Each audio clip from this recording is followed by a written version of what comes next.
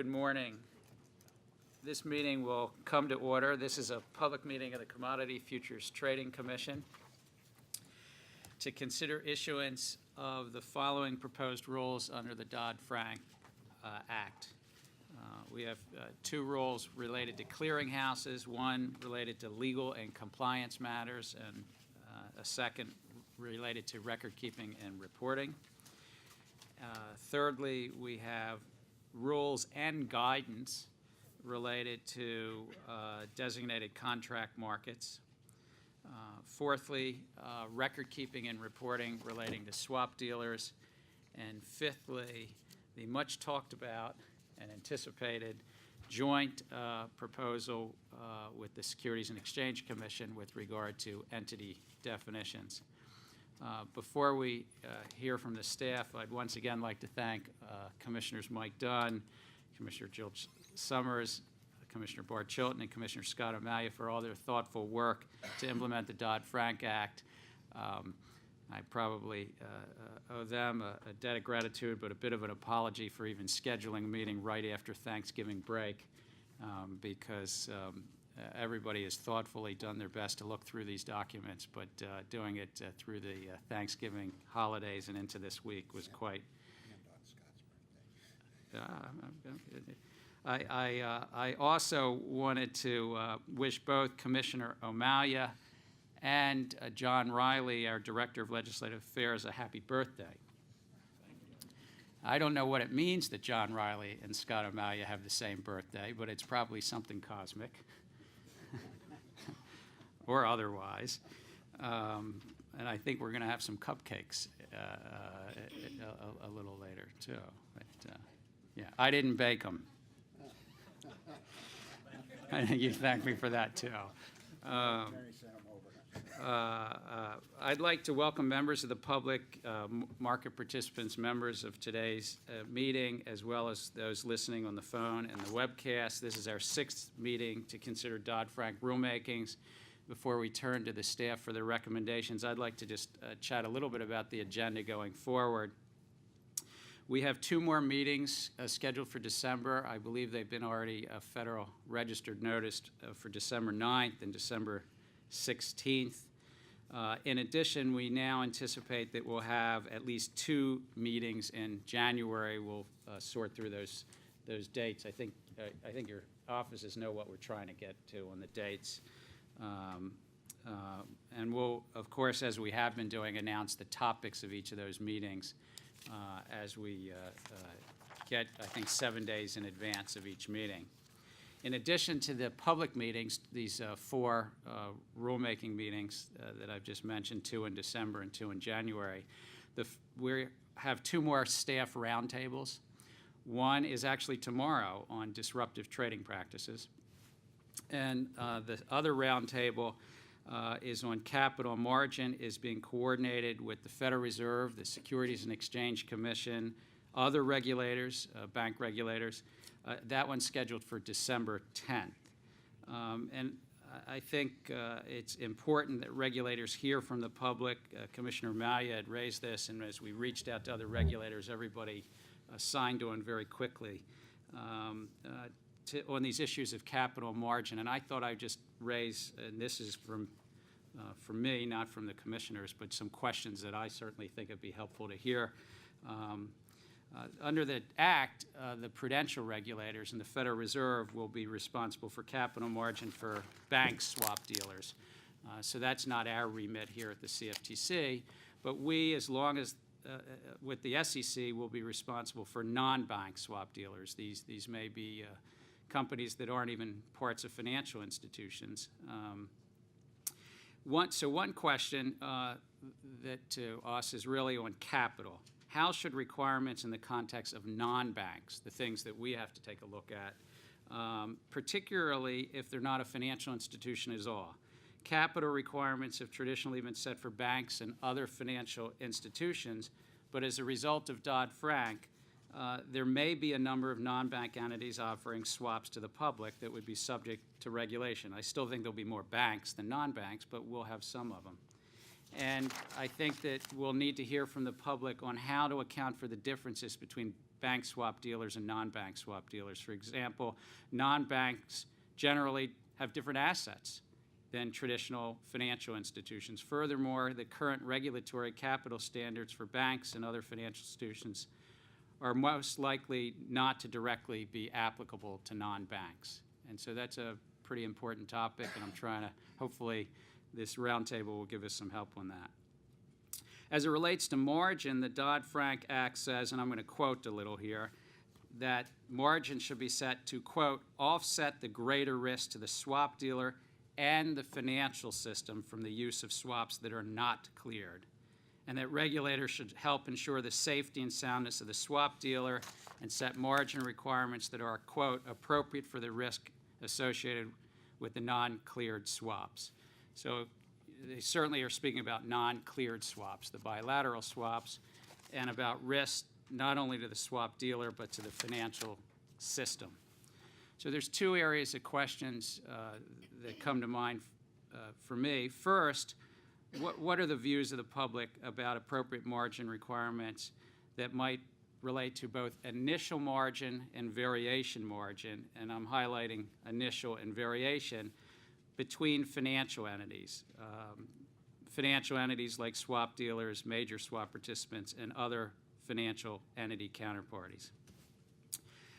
Second, though I certainly can't speak for the Federal Reserve, and I'm not speaking for the SEC or even my fellow commissioners, my view is that uncleared swaps entered into between financial entities pose more risk to the financial system than those where one of the parties is a non-financial entity. And as you know, this got quite a bit of debate during the congressional process on Dodd-Frank. But interconnectedness between and among financial entities allows one entity's failure to cause uncertainty and possible runs on the funding of other financial entities. And that's because so many financial entities rely on short-term funding. It's just the very nature of the financial system itself. So that risk, the interconnectedness, can spread and economic harm can go throughout the country. We know from the AIG debacle that interconnectedness of financial entities through their swap books raises the risk of bailouts. Transactions involving non-financial entities, however, do not present the same level of risk to the financial system, and financial system is the words Congress chose in the statute, that the non-financial entities' interconnectedness does not present the same risk to the financial system as those solely between financial entities. The risk of a crisis spreading throughout the financial system is greater the more interconnected financial companies are to each other. So I think that Congress also recognized the different levels of risk posed by transactions between financial entities and non-financial entities when they said in our clearing requirements that non-financial entity transactions are exempt from clearing if they choose to be exempt. Consistent with this, I believe that proposed rules on margin requirements should focus only on transactions between financial entities rather than those transactions involving non-financials. But I'd be very interested from the public on these views and their thoughts on these topics of margin. So I took a little opportunity here to talk about next week's roundtable. But I'd like to thank the staff for all of their work in drafting what they're doing, their thoughtful recommendations. And before we move forward, I was going to turn to fellow commissioners. Thank you, Mr. Chairman, and let me extend also to my colleague, Commissioner May, a happy birthday. And I'm delighted that my term is up before my next birthday, because if this is the kind of presents you're going to present, Mr. Chairman, I don't want to be here. But we want you to stay, Mike. I'd like to associate myself with your remarks on the upcoming roundtable, because I think the bottom line of what you're talking about here is the need for transparency in the financial service industry so that everyone understands where their risk is and how the interconnectivity sets them up to assume that risk. So I applaud you on that in the upcoming meeting for the staff, the roundtables. Getting them all together is great. I want to thank everyone for joining us today on this important regulatory meeting regarding the implementation of the Dodd-Frank Act. Today, we're going to talk about the core principles and other requirements for designated contract markets, general regulations for derivatives clearing organization, information management requirements for derivatives clearing organizations, reporting, record keeping, daily trading records requirements for swap dealers and major swap participants, and the definition of swap dealers, security swap-based swap dealers, major swap participants, and eligible contract participants. I will support publishing these proposed rules in their current form, but I am concerned that the rules addressing DCM core principles as currently drafted may be too prescriptive. If this rule was before us today as the final rule, I would have reservations voting for its release based upon my firm belief that the CFTC should remain a principle-based regulator and not a prescriptive regulator. However, after meeting with our staff, it is my understanding that many of the provisions in the proposed DCM core principles are actually already being followed by industry or have become best practices over time. In essence, my understanding is that this proposed rule simply codifies what is already being done. It is my understanding that many in the industry desire the establishment of a safe harbor that will ensure that they are, in fact, meeting the intent of the core principle. However, I do not know this to be true and will look to the public comments on this proposed rule to guide my decisions-making process in regarding the final rule. Comments indicating that we are indeed merely codifying the best practices already used and a safe harbor is needed for legal certainty will influence my vote on a final rule. The proposed rules also provide an extension of time for CFTC staff to review applications. Given the present staffing level, this may be warranted. However, it does not allow the agency to be responsive to industry developments as would be desirable to an efficient and effective regulator. I will be guided by the funding levels of the agency when making final decisions on these proposals. I'm also very interested in reviewing the public's comments on our entities definitions. These definitions, along with product definitions that will be discussed in a couple of weeks, will finally let everyone know where they stand vis-a-vis Dodd-Frank Act.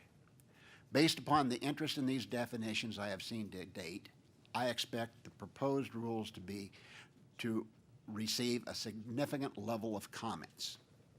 I would like to remind everyone that these are proposed definitions that, with your help, we can write final definitions that work for everyone. I would like to note, Mr. Chairman, the difficulty in arriving at mutually acceptable definitions with other regulators. And I would commend you for your personal involvement in moving this process forward. Mr. Chairman, I put a great deal of faith in the process we follow under the Administrative Procedure Act. Recent reports that the agency is receiving forged comments letters are a cause for alarm. I have today asked the Inspector General to investigate these charges and have further asked the Office of the Secretariat to develop a procedure for verification of comment letters sent to this agency. Again, I would like to thank the staff for all their hard works in getting us here today. Let me thank Commissioner Dodd, and if I might say, we do look forward to receiving all comments from the public. Those are comments that are sent in and are truly from the public. I will notice, as Commissioner Dunn said, that the Commission recently became aware of some comment letters that were fraudulently submitted in response to a proposed rulemaking. We've removed the identified letters from the comment files, and we've also referred the matter to the Department of Justice. We're working to ensure the integrity of the comment process, which is so critical to moving forward and for the public's confidence in these matters. Commissioner Summers. Thank you, Mr. Chairman. I just want to echo the Chairman and Commissioner Dunn's thanks to the staff of all the teams. I know the hard work that you've put in on these proposed regulations, the long hours taking place at night and on weekends and over your Thanksgiving holiday. So I want to let you know how much I appreciate your time and the efforts of all the teams that are presenting today. In the end, I am not supporting all of the proposed regulations we are considering today. My vote against any of the proposals has everything to do with basic policy differences among the 5 of us commissioners and nothing to do with the quality of work product before us. Each team has done an exemplary work, and the quality of these documents is nothing short of excellent. Today is the 6th Commission meeting to consider proposed regulations that the Commission has linked to Dodd-Frank. In each of our meetings, we have all expressed great concern about Commission resources needed to perform our current responsibilities while keeping pace of proposing these regulations and the pace that will be required next spring, summer, and fall to attempt to finalize these regulations. Our concerns about those resources remain. I would be remiss if I did not point out that a number of the regulations that we have already considered and a number of the regulations that we are considering today are not required by Dodd-Frank. Commission staff has spent months and months drafting proposed regulations that are purely voluntary, all the while the Commission is expressing grave concerns about our level of resources. I suspect we will continue to spend months and months of our limited staff time proposing and attempting to finalize regulations that are not required by Dodd-Frank. This has been a mistake, in my view, and an unwise use of our limited resources. Over the past few months, I've been speaking publicly about a little discussed provision of Dodd-Frank, which gives the Commission the authority to abandon its successful principles-based regulatory approach in favor of a prescriptive rules-based approach. I have said that I think such a move would be a mistake. Today, with these proposals before us, the Commission is in large part abandoning principles-based regulation. There does not appear to be a reason other than we can. Principles-based regulation has worked very well in our industry, and our industry has flourished because of it. Principles-based regulation did not cause or contribute to the financial crisis. Nonetheless, the Commission will be piling on regulations and restrictions in the wake of the crisis. This, too, in my opinion, is a mistake. Even though we may only be codifying today's best practices, markets evolve and innovate. And when our markets and market structures transform because of the requirements of Dodd-Frank, I think codifying today's best practices seems a bit premature. I have voted against proposed regulations at prior meetings when I thought, among other things, that the proposed regulations were too broad or where I believed they amounted to the Commission overreaching. Some of my votes today will be for those same reasons. I have concerns about a number of the proposals, but I want to talk a little bit about the definitions proposal.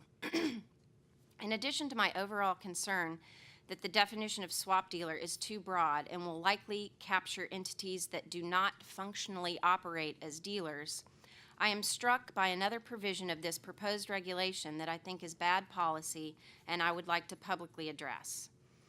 The preamble to this regulation states that in connection with the registration requirement, market participants are in a position to assess their activities to determine whether they function in the manner described in the definitions. That seems reasonable. Dodd-Frank allows a person to be registered as a swap dealer or major swap participant for a single type or single class or category of swap or activities and not be considered a swap dealer or major swap participant for all classes or categories of swaps or activities. That seems reasonable as well. These proposed regulations, however, state that a person who is a swap dealer or major swap participant for any swap or activity shall be deemed a swap dealer or major swap participant for all swaps it enters into. This does not seem reasonable, particularly in light of the statement from the preamble and the provision in Dodd-Frank. The regulations do allow a swap dealer or major swap participant to apply for a limited designation as a swap dealer. However, while the Commission is considering the application to limit the designation of the swap dealer or major swap participant, however long that might take, the swap dealer or MSP will essentially be held hostage and must comply with all the regulatory requirements for all of the swaps, including the capital and margin. I believe this approach is wrong. If we believe that market participants can assess their own activity to determine whether they are a swap dealer or an MSP, surely they can assess whether or not they are entitled to a limited designation. Our regulations should allow swap dealers and major swap participants to initially register in a limited capacity and not require them to fully register and then hope that the Commission allows them to escape the full designation. I fear the construct in the proposed regulation will needlessly impose onerous requirements on market participants, and I cannot support it. Again, I want to say thank you to the teams today, and I look forward to your presentations. Thank you, Commissioner Summers. Commissioner Chilton, I think, is with us by phone. Yes, I'm here, Mr. Chairman. Thank you. I'll try to be brief. I finished last night the remains of the Thanksgiving Commissioner soup, Chilton, I don't know if you want to be closer to the phone. We're not hearing you well. How's that? Much better. Okay, thank you. Sorry to say, I was thinking last night as I was finishing the Thanksgiving soup about how my mother used to make that, and the meat would all fall off the bones, and you had this great aroma and great taste. And I thought, you know, we are doing exactly the opposite. We're putting meat on the bones of this new law, and as you know, everybody has said and continues to put in all these caveats about what we do, we certainly don't want to end up with a turkey, and I don't think we will, because of the good work of the staff and because of the public input that we're getting. I did want to make a comment briefly about two things. One that's not on the agenda today, and that's position limits. We were originally sort of internally talking about doing this at this meeting, and I've yet to see a proposal. I know staff is working very hard, but yet I still don't have any papers. This thing didn't fall out of the sky. We've had it for 4 months, and we're supposed to be implementing it in mid-January. And so I think it's time for us to do something. Even on our December 9th meeting, I think we should try to get it done. We should certainly hold the option when we publish in the Federal Register the issues that may come up, position limits, in case we have the opportunity to move forward on it. But I know everybody's working hard, but this is one that Congress clearly wanted done earlier than other things.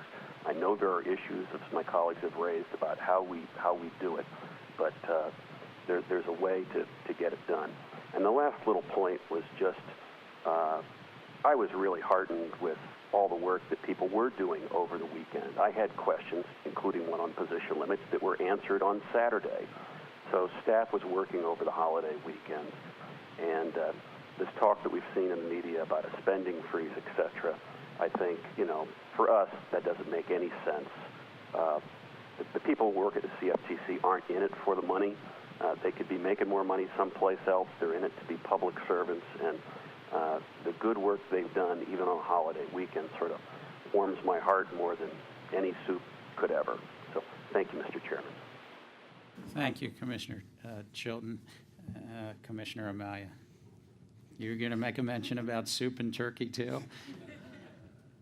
Why do I have to follow him? I should, on my birthday, at least be able to go first. Maybe that would have been fair. I just can't compete with this. Yeah.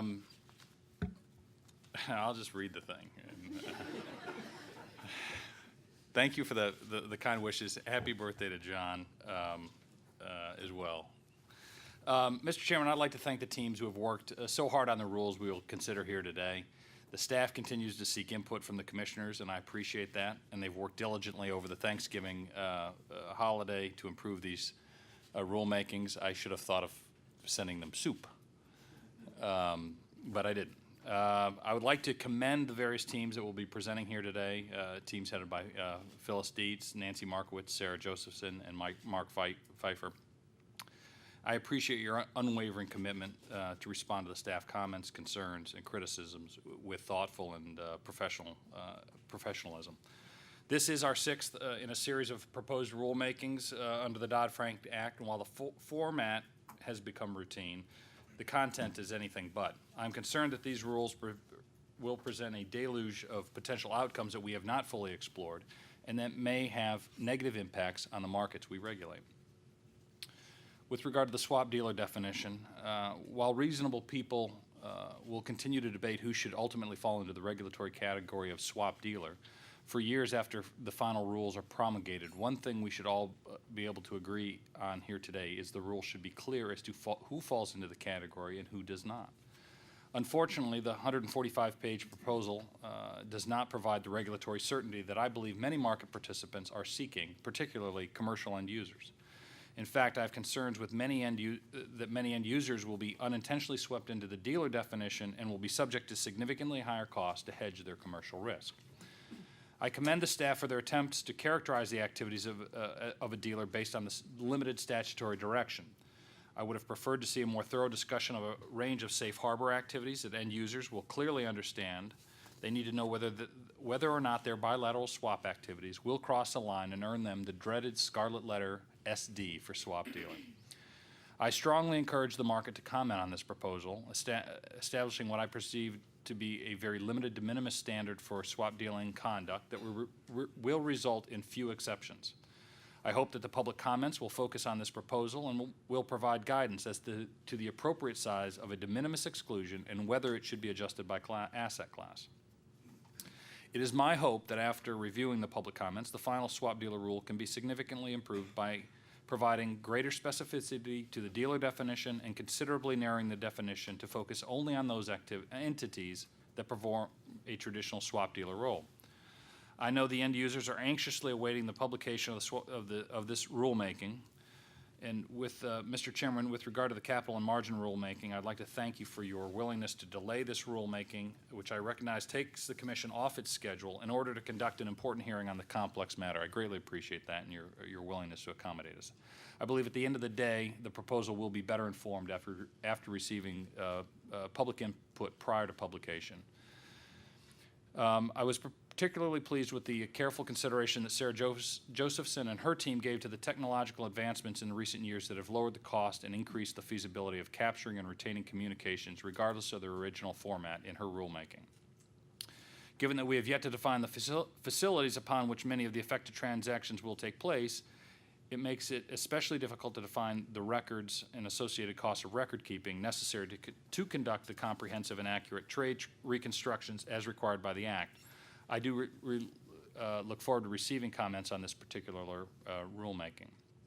With regard to the designated contract markets, the notice of proposed rulemaking codifies and interprets the core principles that applicant contract markets must comply with to become designated, and they must continue to comply with on an ongoing basis, was obviously quite an undertaking.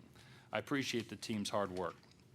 I'd like to thank the team for considering under core principle 4 different risk controls that DCM should employ to effectively manage market disruption. On November 19th, after considerable discussion with Commissioner Chilton, that I know with support of Commissioner Dunn and Summers and the chairman as well, I established a committee on a subcommittee of the Technology Advisory Committee, chaired by Michael Gorham, the former director of CFTC's Division of Market Oversight. I've asked Dr. Gorham and other subcommittee members to conduct a review and provide recommendations of applying pre-trade functionality at the direct access participant trading firms, clearinghouse, and exchange levels. As a baseline, the subcommittee was advised to consider the FIA's work with regard to market access risk management recommendations and risk control for trading firms.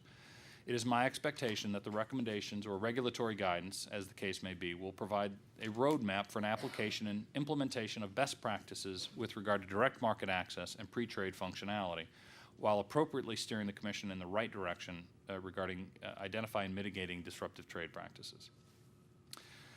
I have serious concerns, however, that many of the other provisions in this proposal. The Commission's core principle regime has worked well, providing flexibility to adapt to innovations in our markets, as both Commissioner Summers and Dunn have referenced. This notice moves significantly away from our principles-based regime by adopting several regulatory requirements, interpreting core principles in highly prescriptive ways instead of maintaining guidance as safe harbors in applicable practices. For example, amended core principle 9 to the Dodd-Frank bill amended Core Principle 9 to include language that boards of trades must provide a mechanism for executing transactions in a way that protects the price discovery process of trading in centralized markets. At the same time, the core principle explicitly states that the boards of trade may authorize exchanges of futures for swap trades. The statutory language of Dodd-Frank specifically permits the trading of swaps on DCMs as well as SEFs. Staff interpretation of Core Principle 9's language that the price discovery process must be protected, however, requires that 85% of the trading in a contract must be through a centralized market for the contract to continue to be listed on a DCM. The practical effect of that interpretation may very well be that few, if any, swaps will be executed on a DCM, and the contracts known as EFSs will no longer be able to operate as futures and will be forced to trade solely on SEFs. There are likely to be negative implications of this interpretation, and because it is on its face contrary to the statutory language in the Dodd-Frank Act, I have great concerns about this proposal. Further, this proposal would likely create uncertainty for traders regarding the protections of the segregated funds will receive if they are required to execute contracts solely on SEFs instead of DCMs, and whether or not they will be able to continue to avail themselves of certain commission-approved market efficiencies like portfolio margining pursuant to a 4D order, and they're able to use when they are trading on swaps and futures on a DCM. There are other examples where this proposal creates regulatory requirements that exceed the articulated core principles in Dodd-Frank.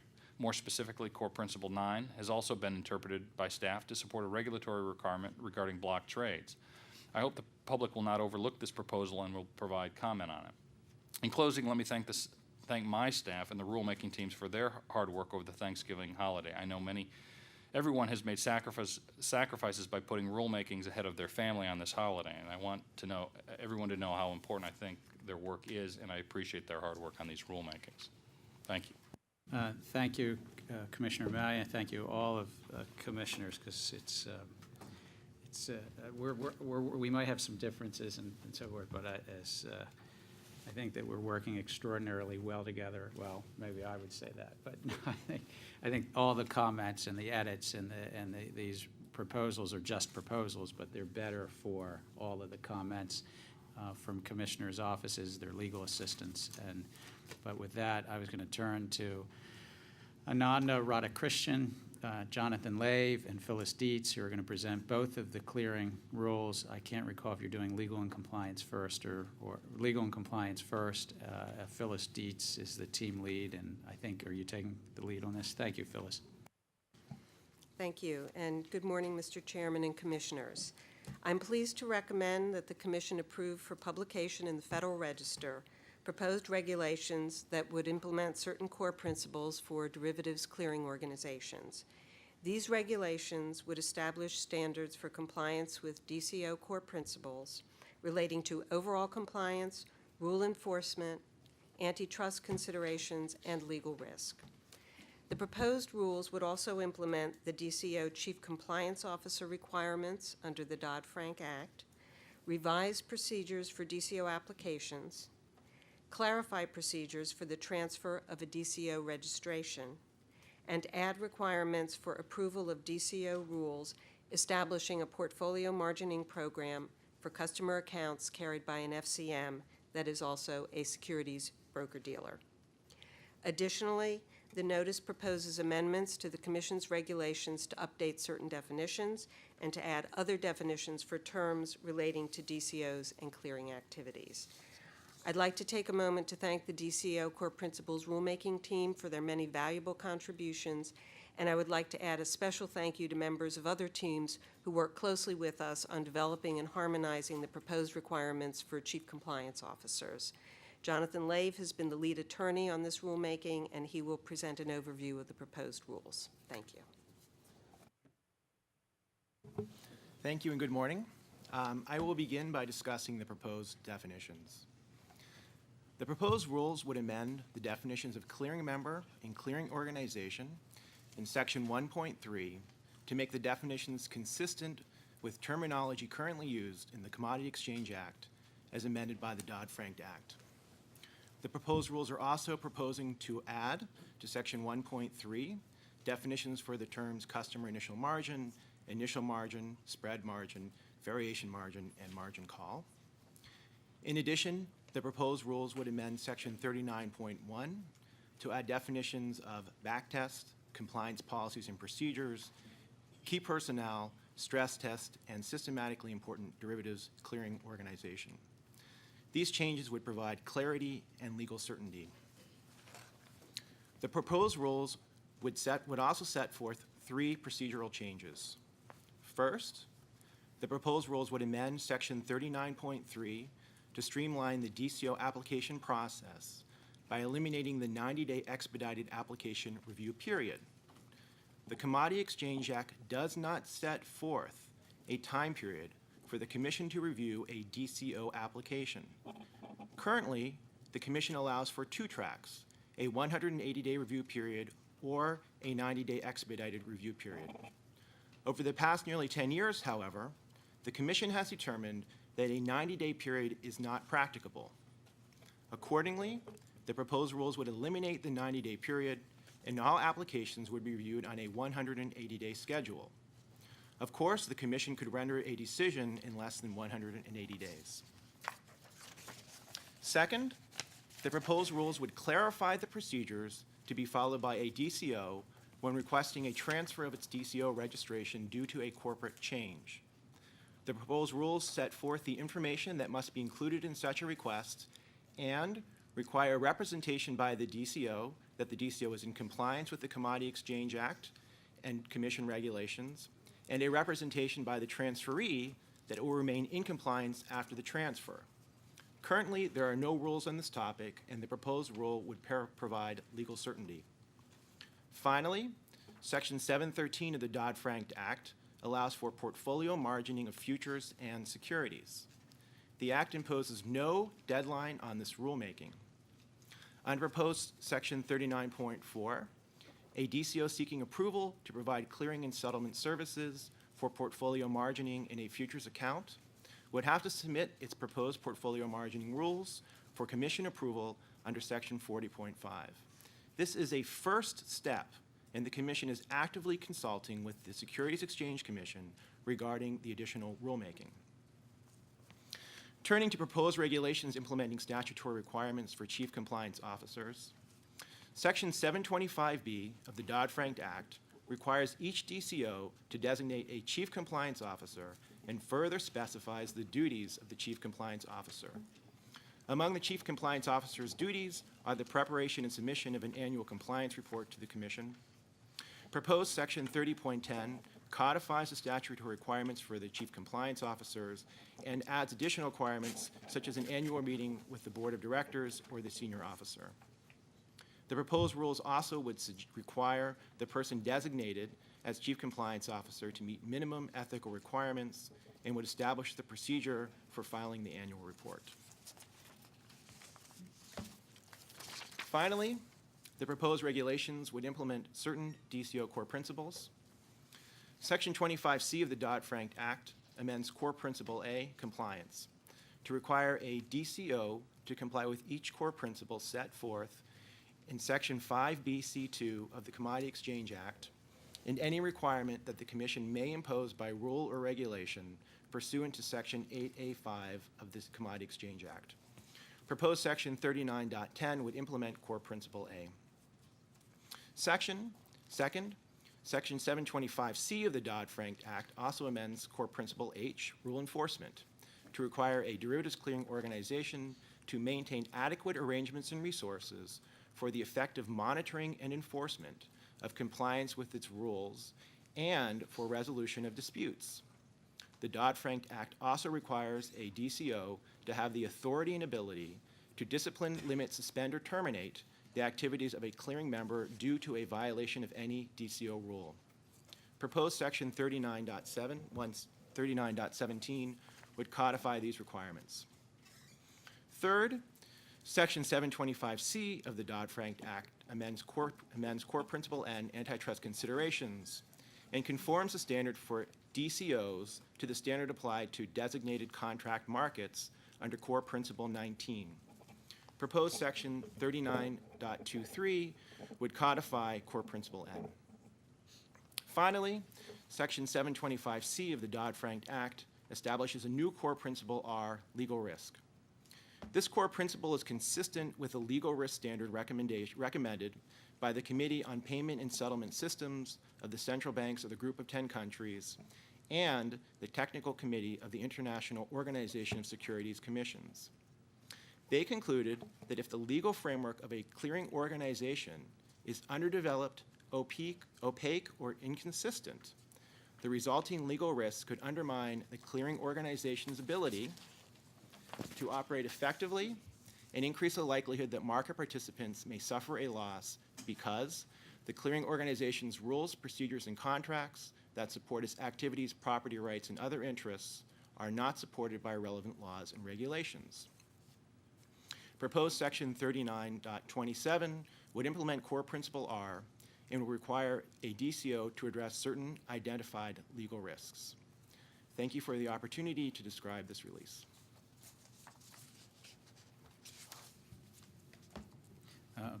Thank you for the staff presentation. Do I hear a motion on the staff recommendation on this rule?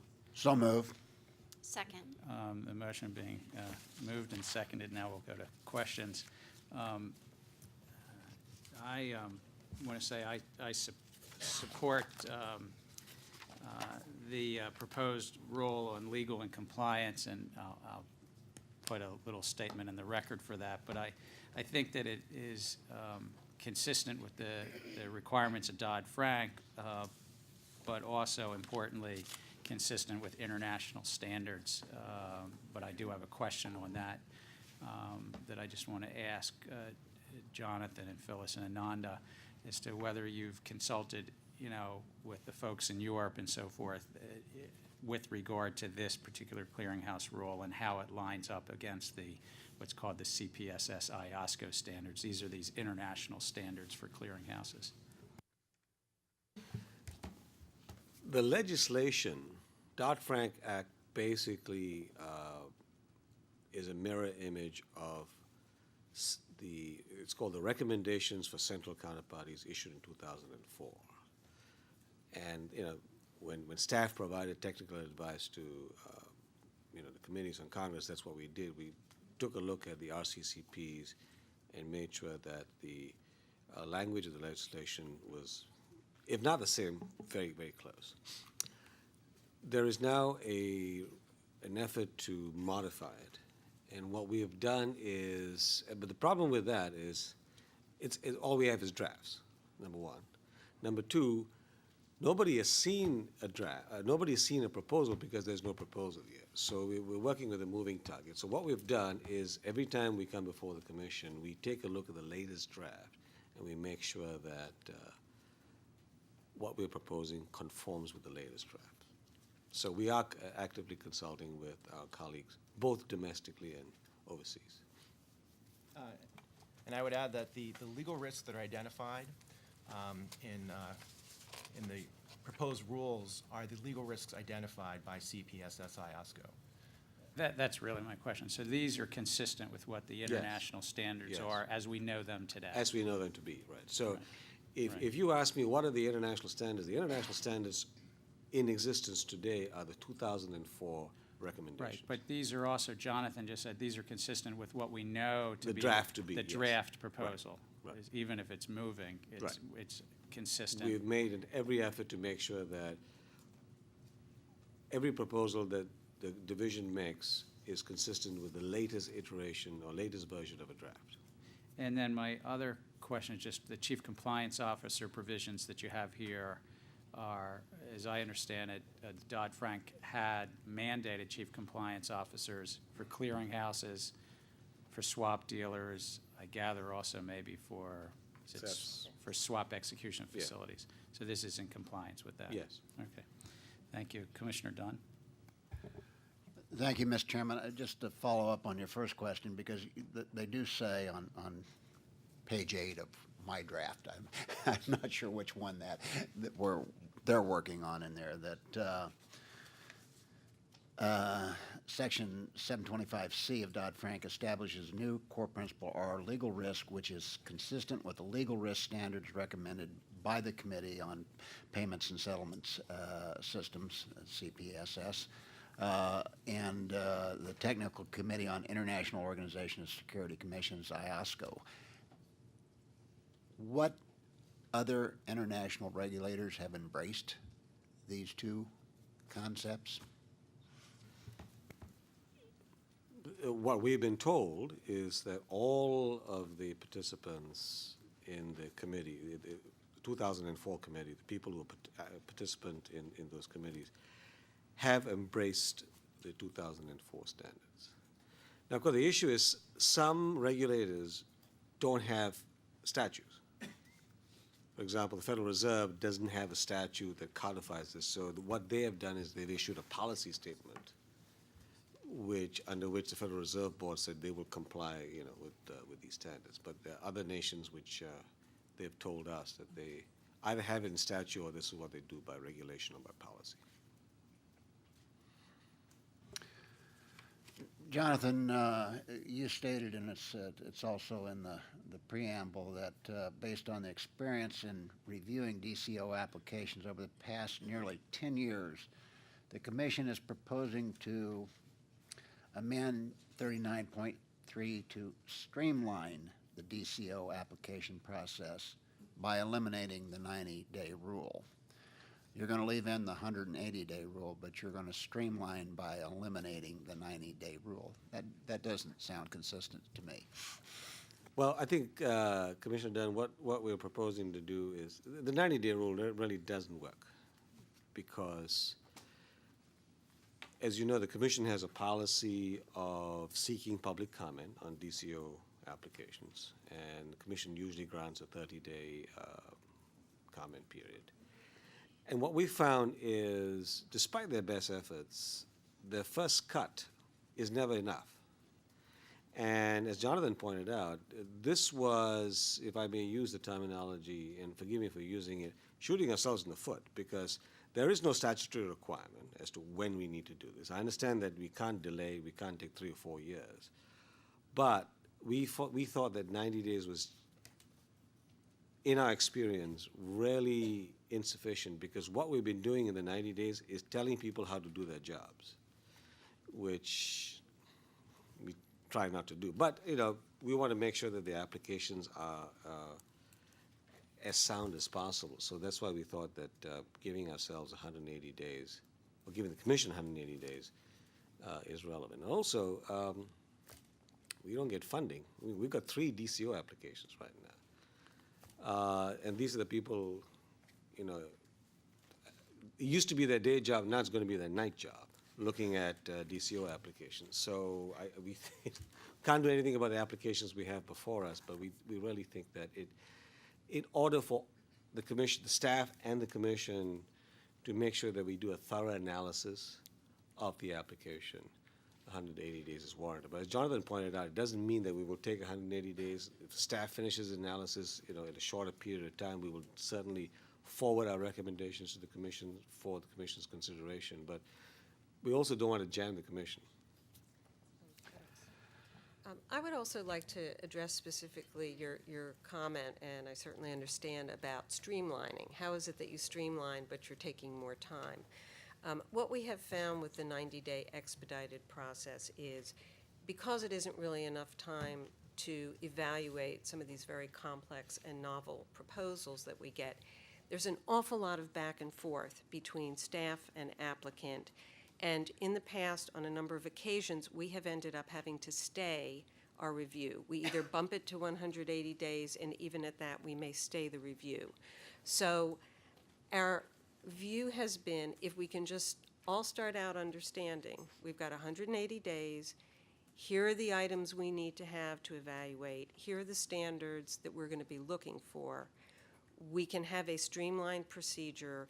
We don't feel tied to rushing around in 90 days, and we're not saddled with the likelihood of the change in scheduling, the stay. This gives us what we hope would be ample time, and we can always make a recommendation and approve in less than 180 days. Along with this, in the next rulemaking that we're going to do for DCO core principles, it is the staff's hope that we can recommend adoption of an application form with instructions that will be more specific and will enable us to get uniform submissions, complete submissions, and that too we hope will contribute to streamlining the process so we can do away with a lot of this back and forth that we've experienced in the past. I notice under the procedures for transfer of the DCO registration, we use the term as soon as practical. Same concept applying here? Yes, we don't want to be in a position of holding up a corporate event because we need to give approval for the transfer of a registration. So the goal there is to get notice sufficiently in advance, do our due diligence, and be able to approve the transfer. We have recently done a transfer of registration for the Minneapolis Grain Exchange, and that regulation, in fact, formalizes and codifies what we did in that situation. We think it's very helpful to put the public on notice. If you intend to, request a transfer, here's what has to take place. And so everybody's on notice. And again, it seems like we're adding something, but in fact, we're streamlining what we already do.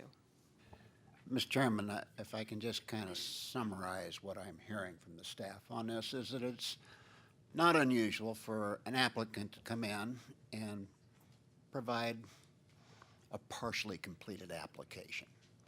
And the assumption is that the staff will do the work, telling them, here is where you're short, this is what you've got to do. And in fact, they're asking the staff to do the work of the consultant or the attorney they may have hired to actually prepare this application.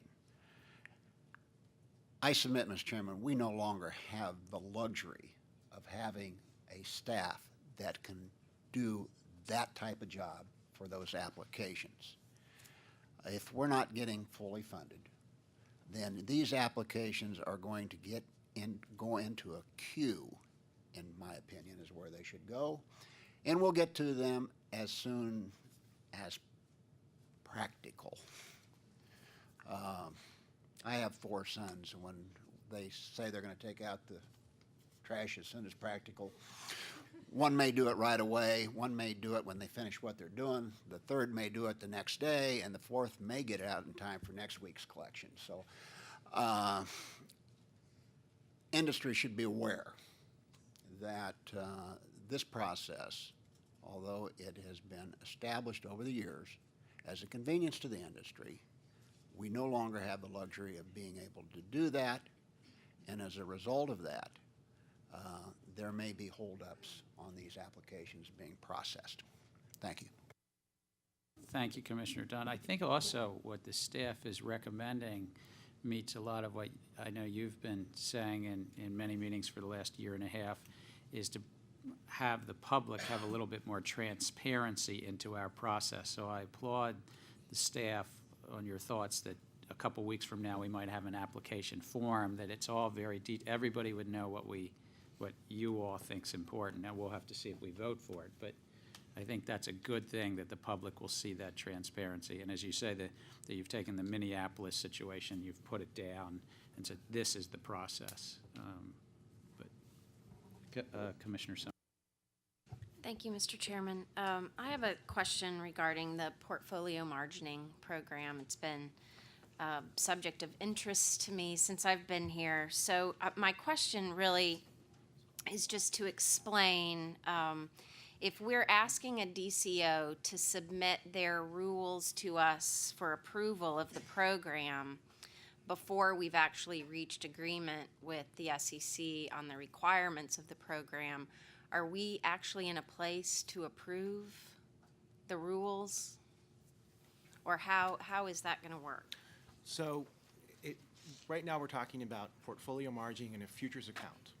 And what Dodd-Frank Act says is that the SEC may allow a futures commission merchant / broker-dealer to put securities in a FCMBD if the portfolio margining program is approved by the Commission. So we are setting forth the rules for approval by the Commission. If the FCMBD wants to put securities in that account, they're going to need to get approval from the SEC. So we're doing one piece of the rulemaking. Yeah, and just to follow up on that, as Jonathan said, in order to, for the SEC to grant an exemption to approve putting securities into the futures portfolio margining account, we're talking about the portfolio margining account. There's a reference here in the statute to pursuant to a portfolio margining program approved by the Commodity Futures Trading Commission. Right now, we have two different tracks, as you know, for filing rules. You could self-certify, or you can get approval. Under our rules, absent what we're proposing today, a portfolio margining program implemented through rules could just be self-certified. That won't do the trick for the SEC's approval. So what we are doing is we are laying the foundation purely procedurally, saying if you intend to do a portfolio margining program, you're put on notice, you must get prior approval, or the other chain of events won't take place. Do we know if the SEC is in a place to propose their requirements for a portfolio margining program? Well, they do have the portfolio margining program now under the NYSE Rule 431. So we have, had discussions with them, but I don't believe that either staffs are at a point where we're down to discussing substantive issues. Requirements for this type of requirements for either the futures account, what would they require in order to give the green light on the futures account? Similarly, what would we require in order to permit futures into the securities portfolio margining account? So for us, this is a first step. On the SEC side, my understanding is that all rule submissions of this type would have to be approved. So we're the ones who now want to put this in place because otherwise they would be certified. Thank you, Commissioner Summers. I look forward to any work the staff can move forward with the Securities and Exchange Commission on portfolio margining. I'm guessing I'm speaking for all of us. I think we all do. Commissioner Chilton? I don't have any questions. I support the rule and thank the staff for their hard work. Thank you. Thank you, Commissioner Chilton. Commissioner Malia? I don't have any questions. This is a very good rule. Thank you for your hard work on this. I think then I will call the motion. All those in favor of publishing in the Federal Register the staff recommendation on the proposed rule on legal and compliance for clearinghouse.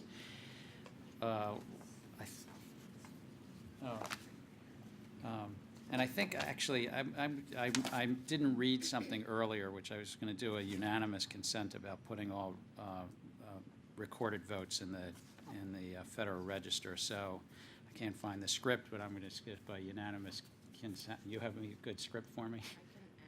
I'm not sure. I'm sure it works. Just that. Oh, that's the second part of it. I just wanted by unanimous consent to make sure that all recorded votes are put in the Federal Register. Without, if I don't hear an objection, then that passes. And then that sets you up to be able to ask for a recorded vote, I think. I'm just trying to follow Robert's Rules of Order. I understand. All those in favor, if you can indicate by saying aye. Aye. Any opposed? It appears that the ayes have it. Mr. Chairman, I'd like to ask for a recorded vote. Sure. Do I do this with Dave Stawick? Dave? Commissioner O'Malia? Aye. Commissioner O'Malia, aye. Commissioner Chilton? Aye. Commissioner Chilton, aye. Commissioner Summers? Aye. Commissioner Summers, aye. Aye. Commissioner Dunn, aye. Mr. Chairman? Aye. Mr. Chairman, on this vote, the Yeas are 5 and nays are 0. Great. Did we follow Robert's rules? Did we get it? Yes, sir. Thank you. With that, if we can turn to, next up on the agenda is the notice proposed rulemaking on the record-keeping or information management of designated DCOs, again, clearing organizations. And thank you, Jonathan.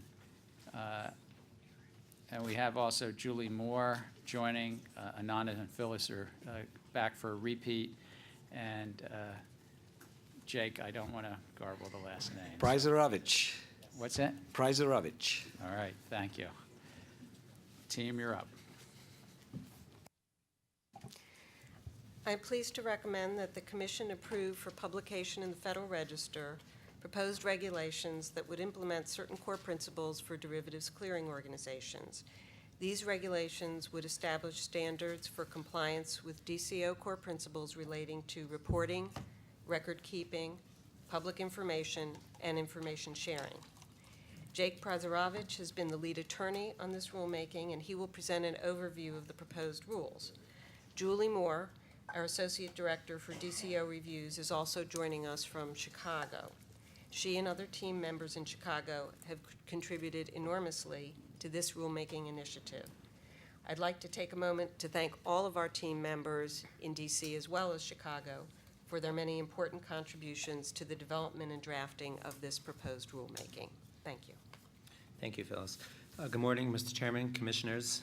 As Phyllis mentioned, this rulemaking covers the reporting, record-keeping, public information, and information sharing core principles.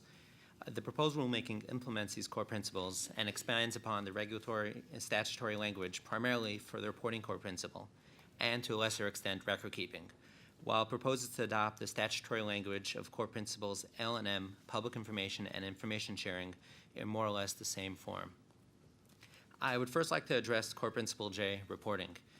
The proposed regulations have been divided into two types of reporting requirements, one being periodic reports and two being event-specific reports, meaning the reporting requirement would be triggered by the occurrence of a specific event. There is still regulatory language which would continue to allow the Commission to obtain additional information not specified in the regulations as necessary. First, periodic reporting, which has been divided into three different timeframes: daily, quarterly, and annually. The daily reporting requirements would require certain information regarding margin, cash flows, and end-of-day positions to be reported to the Commission on a daily basis by the following business day morning. These margin and other information reporting requirements provide essential information to the Commission, which a DCO has readily available as part of its regular business activities. Also, several DCOs already provide such data to the Commission on a regular basis. By making this a uniform requirement for all DCOs, the Commission staff will receive a more complete set of data on a timely basis, which will lead to more effective oversight of DCOs and assist with early detection of any issues. Next, the quarterly reporting requirements, which simply restate the quarterly reporting requirements which have already been proposed in financial resources for DCOs rulemaking back in October, where certain reports related to financial resources are required on a quarterly basis. Next, the annual reporting requirements address the CCO annual compliance report as required by the Dodd-Frank Act. Is simply a cross-reference to the report that the CCO report that Jonathan had just discussed. The other annual reporting requirement is for each DCO to file audited annual financial statements at the end of year-end with the Commission. Next, event-specific reports, the second category of reporting requirements. Generally, the reporting requirements are minimal. When more extensive reports are required by the proposed regulations, it will generally be in situations where the DCO has this information readily available in the ordinary course of its business or in connection with other regulations. Most of the event-specific reporting requirements can be categorized in two different categories, either relating to significant financial changes at the DCO or problems arising with a clearing member. In the staff's experience, these are situations which rarely occur and will be expected to result in only a handful of reports from all DCOs over the course of a year. The first example of a significant financial change would be an ownership equity decrease of 20% or more, which would require the filing of pro forma financial statements no later than 2 business days prior to the anticipated decrease. This type of decrease is generally due to a planned corporate event, such as a dividend payment, which the DCO generally has advanced knowledge of and has all information necessary, which it would have to provide to the Commission as part of that transaction. Other such reporting requirements are where there's a sudden drop in financial resources or a deficit in the 6-month liquid asset requirement for DCOs that was also proposed in the financial resources proposed rulemaking. Both are situations where the DCO is already required to have such information readily available to them, and the reporting requirement is a simple notice to the Commission. The second category of event-specific reports, issues with clearing members, requires a report to the Commission when there are issues ranging from a clearing member delaying initial margin payments to a clearing member default. These are rare occurrences and would require the DCO just to notify the Commission of the event. I also wanted to point out 2 other event-specific reporting requirements which don't fit into these 2 categories. The first is certain organizational or corporate changes to the DCO. The staff proposes advance notice. These are planned events that a DCO will know about far in advance. Here, too, the reporting requirement just basically requires information that is readily available to the DCO as a result of this planned change. Next is a requirement to report intraday initial margin calls. This requirement goes hand in hand with the daily reporting requirements and supplements the daily information. If there are certain clearing member positions that could affect the ability of a DCO to meet its end-of-day financial obligation, receiving the data the next morning sometimes may not be soon enough. Having this data would almost immediately alert the Commission to positions that could pose greater risk.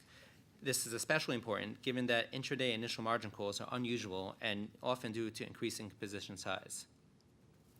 The next core principle that that the staff is proposing to codify is record keeping. The proposed regulations codify the statutory language with some additional clarification. The record-keeping requirement is intended to require maintenance of all records generated pursuant to Part 39. And for additional clarification, the proposed rulemaking also specifies requirements to maintain records related to swaps. The rulemaking also includes a cross-reference to the Commission's technical and procedural record-keeping requirements in Regulation 131. The third core principle staff is proposing to codify in this rulemaking is public information. The proposed regulations codify the core principle language with some additional clarification. There are 2 additions to the core principle language in the proposed requirements. A DCO would be required to publicly disclose its rulebook and a list of its clearing members, although both are already done by many DCOs. This requirement furthers the core principle mandate that a customer be able to fully understand the risk associated with a particular DCO. The clearing members of a DCO and its rules are a critical component of this and understanding the financial integrity of a DCO. And the final core principle addressed by this rulemaking is information management. The proposed rules would essentially codify the statutory provisions of core principle M, information sharing, in substantially the same manner. The language affords each DCO the appropriate level of discretion regarding the necessary information sharing agreements to enter into, and the staff does not perceive a need to articulate more specific requirements. This concludes my presentation. I will be happy to take any questions. Jay, I thank you. Before we'll entertain a motion, I'm going to ask, just to clean up what I just did, ask unanimous consent that all final votes for publishing proposed or final rules to implement the Dodd-Frank Act conducted in a public meeting of this commission be recorded votes. Not hearing any objection, then it's unanimous consent that they're all recorded votes if they're on Dodd-Frank in a public meeting. I think so. Now I'll entertain a motion on the staff recommendation on information management of clearinghouses. So move. Second. Okay. I support the role, and I'll have a short statement that will go on the record. But one of the pieces of the role that I think is I wanted to highlight and just confirm is that Congress mandated that clearinghouses on a daily basis publish settlement prices and open interest on all of their contracts. I think this is a really important feature. Congress did it. We're putting in the rules to promote transparency in the marketplaces that the public can actually see. Of course, there's a lot in this rule for regulators to see that will help us help the markets be safer because we'll know what's happening at the clearinghouses. I think that largely happens now. I'm not aware that there's going to be 2 questions. One is, am I right about the first part, public transparency on settlement prices and open interest on a daily basis? Yes. Great. Everything is critical. And then secondly, most of the rest of it relates to transparency to regulators, not to the public. Though there may be bringing more into this in specificity, but that's consistent with what you as the staff of a regulator already receive from the best regulated clearinghouses. Yes. Is that right? That's right. Great. Commissioner Dunn? Thank you, Mr. Chairman. I support this proposed rule, but Ananda, I would just like you to tell me, what are you going to do with all this information, and who's going to plow through it? I'm going to Julie talk about it. The risk surveillance group and the DCO review group in Chicago are the groups that are going to be primarily looking at the information on a daily basis. We'll be enhancing our existing financial surveillance of the marketplace. We're going to be able to help identify proactively issues that might be occurring in an effort to try to mitigate or ask questions before the issue blows up and becomes something that's more newsworthy. We think this helps protect the market participants and the general public as a whole. It will also allow us to look at the health of the DCO and ensure that it is following all the procedures that they said they were doing on a daily basis. Can you do that with existing staffing? Right now, we think with the existing rules in place that are proposed, we would need one additional person that would help us out, that would be looking at all the data coming in daily. But the unknown factor is, once swaps clearing goes full steam ahead, then the answer is no. That's why we ask for more staff. Thank you, Commissioner Dunn. Commissioner Summers? I don't have any questions. Thank you. Thank you. Commissioner Chilton? No questions, thank you. Thank you. Commissioner Amalia? I have one question. Rule 39.19C4 for little I, no, it's 13, Roman 13, requires that the DCO to provide the Commission with a notice of its initiation of a rule enforcement action against a clearing member or imposition of sanctions against a clearing member no later than 2 business days after. Now, this occurs to me as maybe as a result of our becoming more prescriptive. We're trying to define dates and times, and as a result, we may delay the process in which the Commission receives information during an investigative stage. So it appears to me that this rule would require 2 days after sanctions of a clearing member. Will that impact our ability to work during the investigative process, to share information and cooperate with clearing members?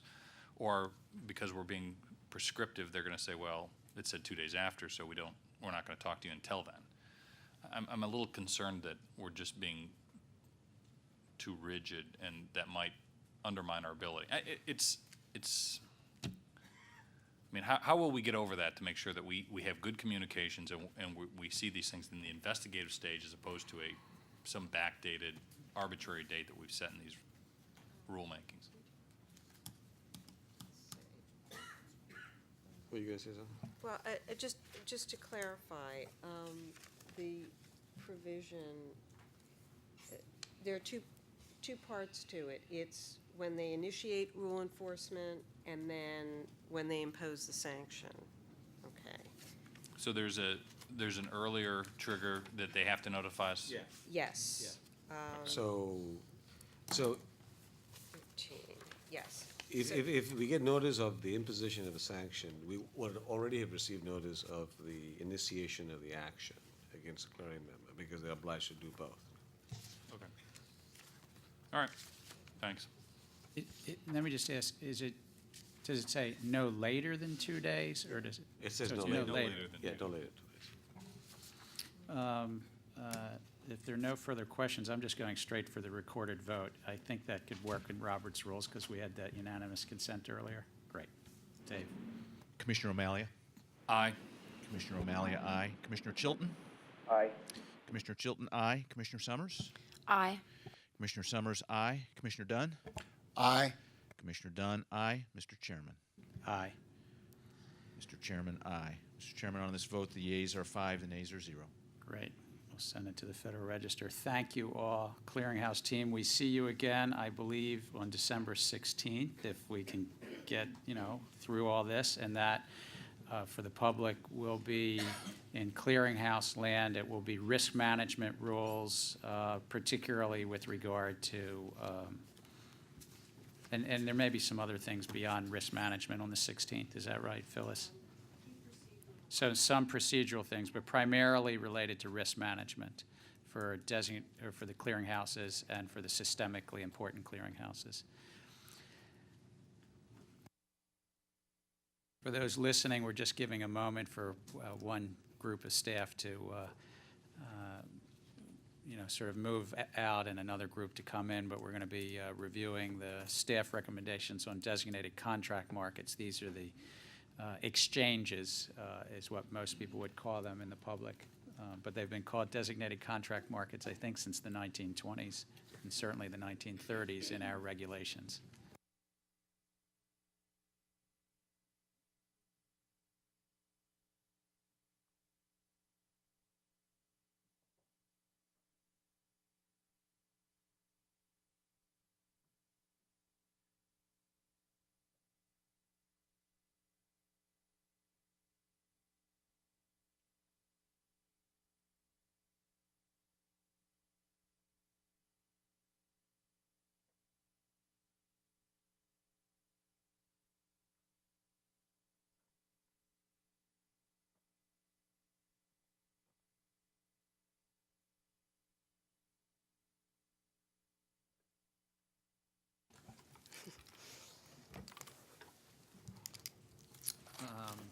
Next up, from the Division of Market Oversight, Nancy Markowitz, who's the team lead, and Rick Schultz, who's the head of the division, and Nadia Zekher, who's been ever present, but there's probably 10 or 15 other people on this team as well. But thank you, and why don't you present your recommendations? You might want to push that. Yes. Good morning, Mr. Chairman and Commissioners. Today's staff is recommending for publication the rulemaking entitled Core Principles and Other Requirements for Designated Contract Markets. I first want to thank all the members of this team, and particularly my deputy, Nadia Zakir, and I guess everybody else that read the 252 pages of this rulemaking. Current Section 5 of the Commodities Exchange Act sets forth 8 designation criteria and 18 core principles that designated contract markets, or DCMs, are required to comply with as a condition of obtaining and maintaining designation as a contract market. Section 735 of the Dodd-Frank Act amended Section 5 by eliminating the 8 standalone designation criteria, revising many of the existing 18 core principles, and adding 5 new core principles, thereby requiring applicants and existing DCMs to comply with a total of 23 core principles as a condition of obtaining and maintaining designation as a contract market. The Dodd-Frank Act also amended the Commodities Exchange Act to require that the execution of swaps subject to the clearing requirement must occur either on a DCM or on a new type of facility called a swap execution facility, or also referred to as a SEF. The rules proposed today implement the new and revised regulatory obligations of DCMs and also provide for the listing and trading of swaps on DCMs. To implement the provisions of the Dodd-Frank Act pertaining to DCMs, staff first undertook a comprehensive evaluation of existing regulations, guidance, and acceptable practices associated with general designation provisions and core principles to determine which core principles would benefit from new or revised guidance or acceptable practices, and which core principles would be better served by the certainty of regulation. Based upon that review, staff proposes revised guidance and acceptable practices for some core principles and codification of new regulations in lieu of guidance and acceptable practices for other core principles. Staff also proposes new and revised regulations relating to the designation process for contract markets. The revised guidance and acceptable practices are based on staff's regulatory experience and also on industry practice and developments. The proposed regulations largely implement new statutory mandates or codify commonly accepted industry practices in order to provide greater transparency and regulatory certainty for applicants and existing DCMs. In many instances, the proposed regulations are derived from the existing guidance and acceptable practices or codify requirements and practices that are commonly accepted in the industry today, and that, based on its experience in conducting routine surveillance and rule enforcement reviews, staff has found to represent the exclusive or best means of complying with the core principle. It should be noted that while these proposed regulations prescribe the compliance obligations of DCMs with respect to certain core principles, for the most part, the proposed regulations preserve the flexibility for DCMs to determine the specific manner in which they may carry out their obligations. In the interest of time, I will provide a general overview of selected aspects of the proposed rulemaking. As an initial matter, staff is proposing new and modified regulations in Part 38 pertaining to the process for applying for designation as a contract market and to certain other designation-related requirements. Staff proposes to eliminate the accelerated approval procedures for DCM applications, requiring instead that all applications be reviewed under the 180-day statutory review period. Since implementing the 90-day review process in 2004, staff has determined that the expedited timeline is inefficient and rarely feasible, as applicants seeking to meet the accelerated approval line often file incomplete or draft applications. Under our proposed rule, all DCM applications will now be reviewed within 180 days. In order to with respect to the DCM application process and to provide applicants with greater certainty of the types of information that is required to support a DCM application, staff also proposes to include a new application form with comprehensive instructions and a specified list of documents and information that must accompany the application. The majority of information required under the form application consists of information that historically has been required under the Commission's regulations or by Commission staff in its review of the DCM applications. Staff is also proposing new regulations associated with the DCM's listing and trading of swaps, including reporting obligations and record-keeping requirements as required under the Dodd-Frank Act. Staff also is proposing rules providing that a board of trade that operates a designated contract market may also operate a CEF, provided that it separately registers the CEF, meets the CEF registration requirements, and complies on an ongoing basis with the CEF rules and core principles under Section 5H of the Commodities Exchange Act. For the 23 core principles, I will briefly highlight some of the key proposals as related to their general regulatory requirements. There are 5 core principles that set forth a DCM's obligations to impose rules and ensure compliance with those rules in a number of areas. Amended Core Principle 2, for example, requires a DCM to establish, monitor, and enforce rules relating to access requirements, terms and conditions of the contracts to be traded on its system, and rules prohibiting abusive trading practices. The core principle also requires the DCM to have the ability to detect rule violations and sanction persons that violate the rules. To implement amended Core Principle 2, staff proposes regulations that would require DCMs to prohibit a list of abusive trade practices, all of which are already prohibited by DCMs today, or to prohibit those by statute or commission regulation. Another proposed regulation requires DCMs to maintain sufficient compliance resources and staff to carry out its obligations under this core principle. This is a flexible regulation that does not prescribe how large the staff should be, but provides a number of factors that DCMs must take into account in determining the correct size of their compliance staff. Staff also proposes regulations that codify existing industry practices, including those requiring automated trail surveillance systems, their minimum capabilities, real-time market monitoring, and regulations pertaining to investigations and investigation reports. Amended Core Principle 6 imposes compliance obligations on DCMs with respect to emergency actions. Under the core principle, a DCM is required to have rules to provide for the exercise of emergency intervention in the market.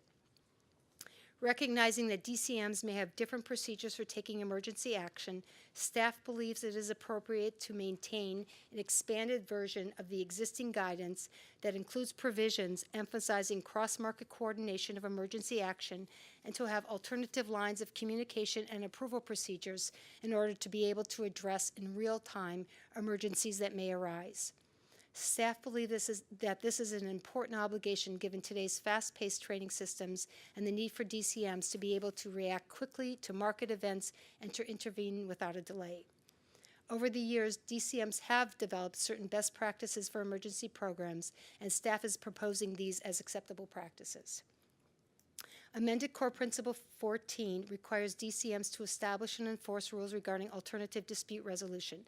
Staff proposes to maintain the guidance and acceptable practices with certain revisions to enable DCMs to structure their appropriate dispute resolution programs.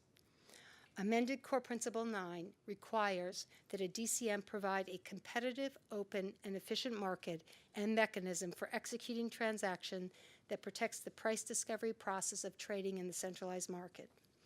The amended core principle recognizes that off-exchange transactions are permitted for bona fide business purposes if authorized by the DCM's rule. To implement this amended core principle, staff proposes, among other things, a regulation that updates the existing regulation with respect to the types of transactions that may be executed off a DCM's centralized market. Other new regulations are being proposed to address the specific statutory requirement under the Dodd-Frank Act of protecting the price discovery function of trading on the centralized market. New proposed regulations impose minimum requirements for trading on a DCM centralized market for contracts that are listed on the DCM. Mandatory delisting of contracts if the requirements are not met, specified procedures for treatment of contracts existing prior to the effective date of these rules, and limited exemptions for contracts based upon petition to the Commission. In addition, regulations are being proposed to codify already established practices and requirements for block trades for futures and other off-exchange transactions. The proposed rules set forth block trade requirements for future contracts and options, including who may enter into block trade transactions, conditions for block trades between affiliated parties, aggregation, record-keeping, and reporting procedures. In addition, a new acceptable practice is being proposed for DCMs in determining the minimum size of block transactions for individual contracts and the manner of pricing block trades and other off-exchange transactions. By proposing these acceptable practices, staff recognizes the need for flexibility as the appropriate minimum size and pricing of block trades varies among contracts and across DCMs. Another group of core principles address requirements that must be met by contracts listed and traded on a DCM and the DCM's obligation to monitor trading activities. For Core Principle 3, dealing with contracts not readily subject to manipulation, staff proposes to maintain the existing guidance with necessary revisions to provide greater detail to DCMs regarding relevant considerations when designing a contract, including swap contracts. Amended Core Principle 5, dealing with position limits or accountability, requires DCMs to adopt for each contract as is necessary and appropriate position limitations or position accountability, and requires that this limit cannot be higher than the position limitation established by the Commission for any contract. The proposed regulation in this rulemaking requires that each DCM comply with the Commission's regulations pertaining to position limits. Amended Core Principle 4, Prevention of Market Manipulation, was amended to require DCMs to actually take an active role not only in monitoring trading activities within their market, but also in preventing market disruption. As to this core principle, staff proposes to codify relevant provisions of the current guidance and acceptable practices and to include new requirements that take into consideration the amended language and the developments within the industry. To comply with this core principle, a proposed rule requires DCMs to have the ability to conduct real-time trade monitoring and comprehensive trade reconstruction. In order to prevent market disruptions due to sudden volatile price movements, the proposed rules require DCMs to establish and enforce trade risk controls, including, but not limited to, market restrictions that pause or halt trading under certain conditions. Pauses and halts are just one type of risk control, and accordingly, the rulemaking requests public comment as to the appropriateness of a variety of trade risk controls that may be necessary to reduce the risk of market disruptions. Two core principles impose financial integrity obligations on DCMs. Amended Core Principle 11 requires DCMs to establish and enforce rules and procedures for ensuring the financial integrity of transactions entered into, on, or through the DCM, including the clearing and settlement of the transactions with a derivatives clearing organization. This core principle also requires DCMs to establish and enforce rules to ensure the financial integrity of any futures commission merchant and introducing broker. For the most part, the proposed regulations codify language in the existing regulations in Section 1.52 and application guidance for Core Principle 11 and the guidance for former designation criteria 5. New Core Principle 21, Financial Resources for DCMs, requires a DCM to have adequate financial resources to discharge its responsibilities and to maintain financial resources sufficient to cover operating costs for a period of at least 1 year calculated on a rolling basis. Staff proposes regulations, including those relating to the types of financial resources available to DCMs to satisfy their financial requirements, valuation and need calculation requirements that a DCM must make but can use its own methodology, and financial resource reporting requirements. Finally, new Core Principle 20, System Safeguards, establishes operational and system safeguard requirements for all DCMs. Among other things, the proposed rules require that DCMs establish and maintain a program of risk analysis and oversight to identify and minimize sources of operational risk and have emergency backup procedures. The proposed rules also require DCMs to notify Commission staff of various system security-related events and to conduct regular objective testing and review of its automated systems. These regulations will provide certainty and transparency to DCMs as to their system-related obligations and more security to their system. Staff encourages and looks forward to hearing from the public on all aspects of this proposed rulemaking, and in particular with respect to the specific questions posed in the notice of in the proposed rulemaking. I'd be happy to answer any questions at this time. Thank you, Nancy. With that, I'll entertain a motion on the staff recommendation on DCM core principles. So moved. Second.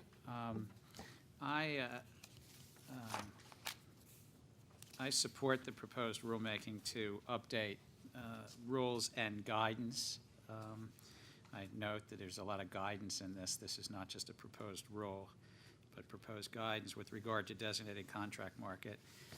The Dodd-Frank Act updated language. There were core principles that were put in place just 10 years ago, and I think that they were, if I recall, 15 or 16 core principles, 18 core principles, and now they're 23. And even amongst those 18, some of them were amended by Congress. So I think it's important to update our rules and guidance to reflect the changes, that there are now 23 core principles, and even amongst the original 18, there's changed language. Further, I think that the Dodd-Frank Act for the first time allows DCMs, these contract markets, to also trade swaps. Or a designated contract market maybe to be affiliated with a swap execution facility, as staff walked through. And so I think it's important to update the rules and guidance of these contract markets to these two really important changes. One, that there's now 23 core principles and not 18, and even the 18 were changed. And two, that there's going to be some contract markets that want to trade swaps, and of course there are going to be swap execution facilities. We will be considering in the next, I think hopefully next week, I see Riva here, I think we're going to try to consider proposed rules and guidance for swap execution facilities next week, or if the latest 2 weeks from now. And so I think it's also important that we have in place new rules and guidance on this one. I do have a couple of questions, and it's just to highlight a topic or two. I know that some people have mentioned that these rules are more prescriptive than we've been in the past, and that may well be the case. There's now 23 core principles, there's not 18. But one area that's been, I think, important to this commission is convergence in wheat contracts and convergence in other contracts. I think it's at the core of a well-functioning futures market.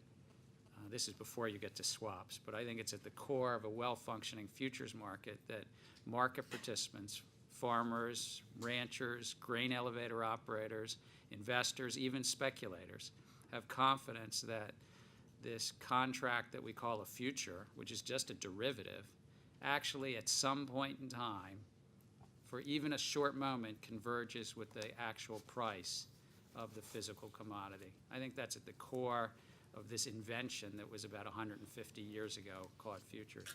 So I was glad that staff recommended that in the rules that it says a designated contract market must continually, this is in Rule 38.252, designated contract market must continually monitor the appropriateness of the contract terms and conditions, including the delivery instrument, et cetera. Monitor. So we're saying it is prescriptive. They have to monitor. And then it says the designated contract market must address conditions that are interfering with convergence or causing price distortions, et cetera. We don't say how they have to address it, but we say they have to monitor and address. I'm really interested in the public comment on this, but this is one place where I think it was worthwhile to make a proposal, see what the public thinks. Convergence is the core of our futures market. I just use it as an example. But I really think it's important that the public comment not only on 38.252, but on each of the pieces that staff, I think, thoughtfully put forward. So I don't really have questions, but. Well, I also add to that we add in our preamble that one of the things that people look at for convergence is delivery terms, and we've asked the public specifically in looking at convergence factors, what other factors besides delivery standards should they look at to make sure that there is convergence? I, by the way, don't think it's too much to say they need to monitor and they should address. It doesn't say how they have to address it. It doesn't say ensure either. Yeah, it doesn't even say ensure convergence. Right. But that's why this is just a proposal, and we'll see what others think on it.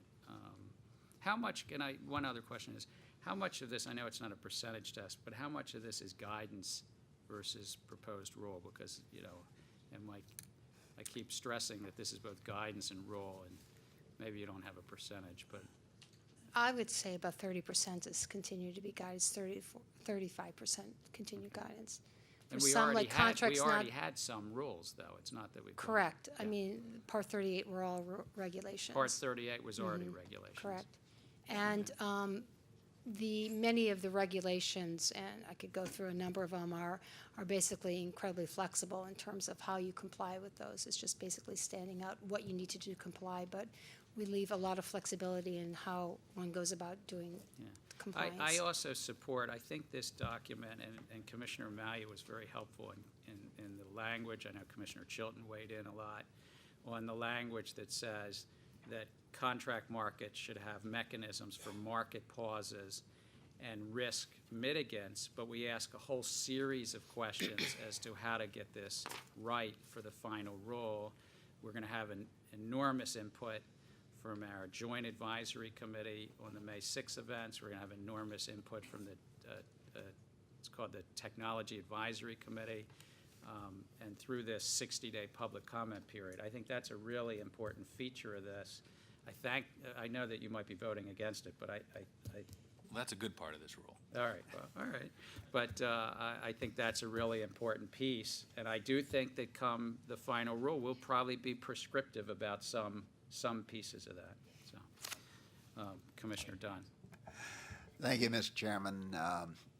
I do believe that one of the most important parts of the futures market is price discovery, and core principle 9, which zeroes in on that, is an important aspect of this, and I appreciate staff working on that particular area.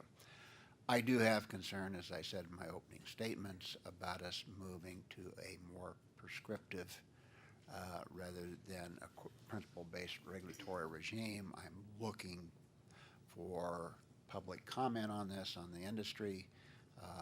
If, in fact, they're saying we need a safe harbor and that's what you're providing us with, I can understand that.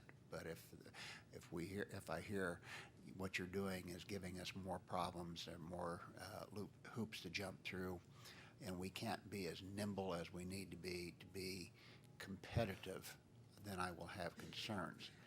I noticed, Phyllis, that there is also, similar to DCIO, you're doing away with the 90-day and asking for 180 days. Correct. Is it a similar type of problem of incomplete applications coming in? Absolutely. And it's like what you said before, that we basically become their lawyers and representatives and take them through the entire process and the back and forth. I mean, we've gotten applications that are not even close to complete. And it's a back and forth, and it's an enormous amount of resources that takes us away from other things. So basically, it's rarely feasible that they do this within the 90-day period.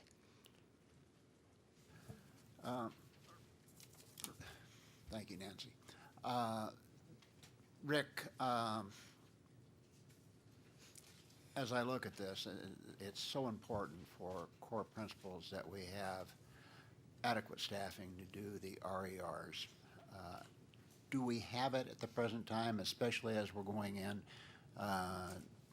to CEFs or to other exchanges? And Rick, you might want to say what an RER is for the public. Yes, excuse me. An RER is what we call a rule enforcement review. It's really an examination of an exchange's ability to comply with various core principles and regulatory requirements. And I think the short answer is no. I mean, when the large number of CEFs that are expected to come in and including SDRs, combine that with all of the existing DCMs and new DCMs to carry out reviews on any sort of a routine basis, we would need more staff, and that's what we've requested in the various budget requests going forward for fiscal year 11 and 12. So that if we don't get that, then somehow we'd have to prioritize, how, which reviews we do and what adjustments we make in terms of some of the other missions of the division. But I would say that at the moment we don't have sufficient staff to carry out those reviews.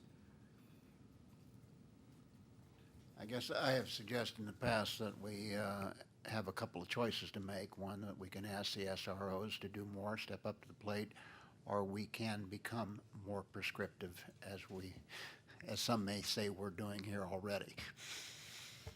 I'd just like to make a comment on that. When you brought up the rule enforcement reviews or the RERs, that in terms of what we looked at in developing these proposed regulations and guidance, and in many cases they were derived from the conclusions that we made in doing these examinations. And so the thought being that if an exchange didn't have, say, some sort of an automated surveillance system or some other program in place, we would come back and recommend to the Commission that they're not in compliance with the core principles. So to some extent, what we were trying to do, when Nancy said provide this clarity, is to say that, well, if you don't have these certain provisions in place or mechanisms for oversight, then the staff would recommend that they're not in compliance, preserving whatever flexibility. So that's kind of the motivation behind what we were thinking when we went through the review.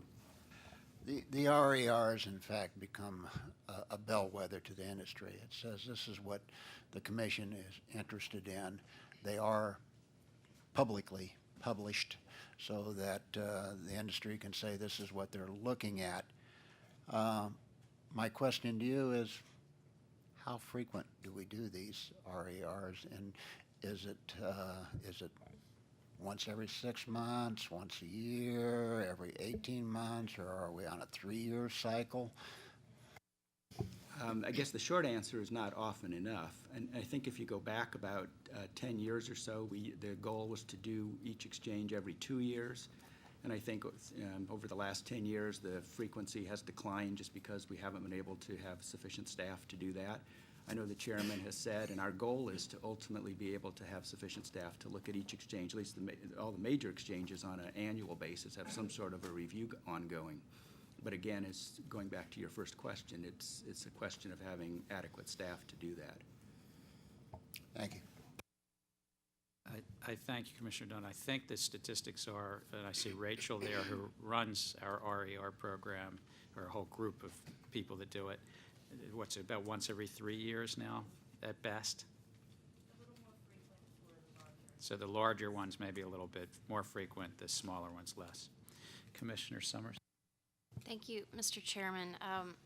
I have some questions regarding the core principle 9, and I think that although I realize that the amendments that were made to core principle 9 in Dodd-Frank are requiring us to adopt these subpart J proposals, I have questions about how we have interpreted the language. And I guess I would respectfully suggest that although Congress put this language in, that there may be some contracts that trade right now that actually may not perform a price discovery function. So in us interpreting what that language said, I mean, I have a lot of concerns about what we're doing in this particular area.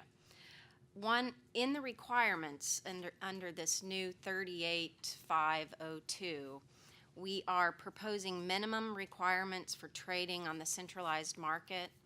And if you could just go through with us, because I'm not sure it's actually explained in here, how we came to the 85%. We talked about that. If you could talk about the 85%, and I guess I would just ask that people who are commenting specifically on this rule to let us know whether that is an appropriate number, or if there are concerns in this area. Thank you. I just wanted to first note that your statement that there are contracts that trade that may not provide this price discovery function. The contracts that are really going to be impacted by this core principle never trade. There's 100% off exchange trading, and that's what the proposed rule is trying to address. In essence, what we did when we looked at the provisions, the new provisions of the Dodd-Frank Act that basically said that there should be a competitive, open, and efficient market and mechanism that protects the price discovery process of trading on the centralized market. And obviously, Congress recognized that there is a price discovery function from trading, and that in order to implement this, we thought that there had to be some trading on the centralized market to protect the price discovery process.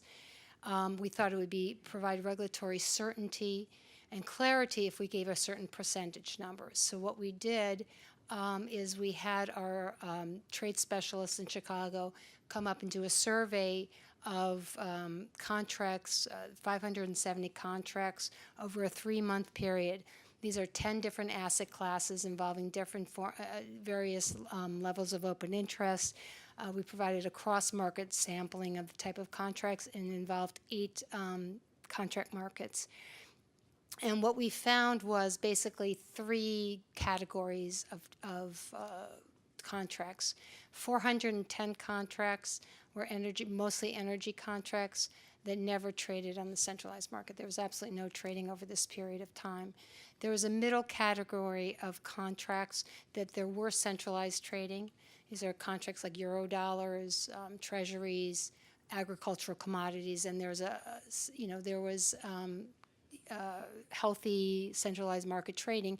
And then there's a middle ground, which I'll get to in a minute. We thought that when we looked at this middle category, we thought it was a good barometer to say, okay, let's see how much off-exchange trading there is in these contracts.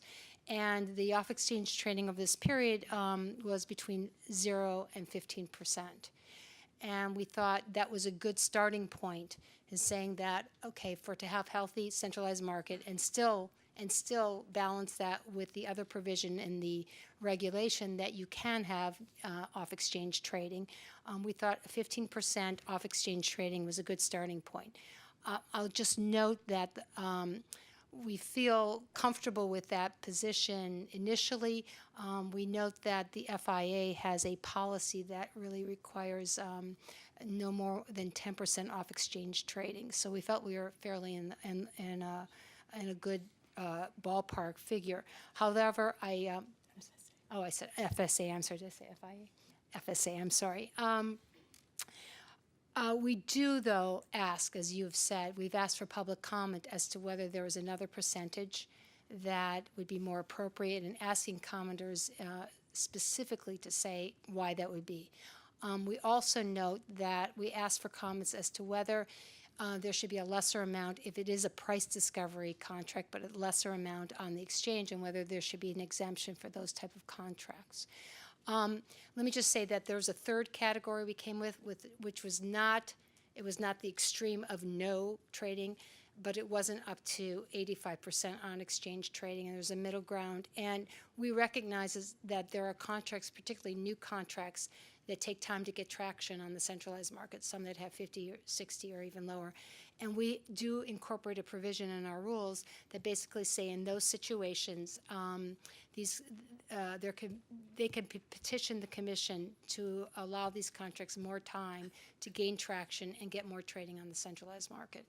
And so they wouldn't have to go off the market during that time, before that time.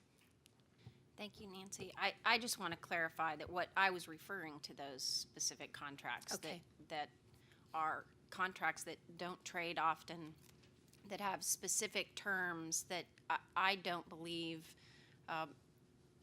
have price discovery function that serves a public good, that everybody is going to specifically care about what the price of that little contract is. And those contracts are cleared now and listed on exchange, and I don't think we've had a problem with that. So I have concerns about this interpretation. Thank you, Commissioner Summers. Commissioner Chilton? Thanks, Mr. Chairman. I think the team's done a great job. Nancy's done a super job on this. But I was thinking, and this was, granted sort of the 11th hour, that, these core principles are sort of the holy grail of our regulatory regime. And, with the advent of high-frequency trading, robotic trading, there's really no mention of that in these core principles at all. There was a story I think probably people read, my colleagues read, by Jeremy Grant, the FT, this morning. The headline was something like, "Super fast traders pose risk to clearing." And they talk about how in the EU, 50% of the intraday trading is high-frequency trading.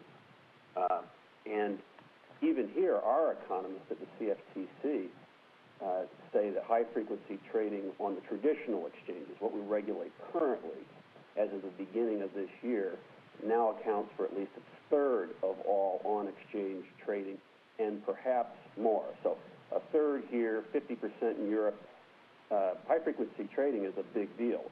It's arrived. And so I'm thinking that we should add someplace in here, perhaps in the general requirements, 38.251, and in the automated trade surveillance systems section, 38.156, some appropriate reference to high-frequency trading.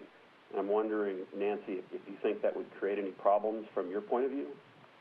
I don't believe it will. I also just want to note that in our discussion of having an automated trade surveillance system, we do note that it's important to have an automated system given the fast pace of trading, including the existence of high-frequency traders. So I think a reference in this section would actually be very helpful. Mr. Chairman, I mean, I don't know if anybody wants to discuss it, but I would make a motion that we, let the staff at the appropriate place in the two sections I noted, add an appropriate reference to high-frequency trading. You're talking about in the preamble? Talking about it in sections 38.251, where it says the general requirements, and 38.156 talks about automated trade surveillance systems. It's Principle 4 rules. Yeah, and Nancy, can you help? Sure. Because Commissioner Chilton's question, I thought we referred, maybe I'm mistaken and it might just be in preamble, I thought we referred to high-frequency trading somewhere. We do in the preamble, but we don't in the rule. And what we're proposing here is... What the Commissioner's proposing? Yes, what the Commissioner's proposing. I'll give you the exact... I think what we had proposed is in 38.251. Do you have a page number? 164. 164.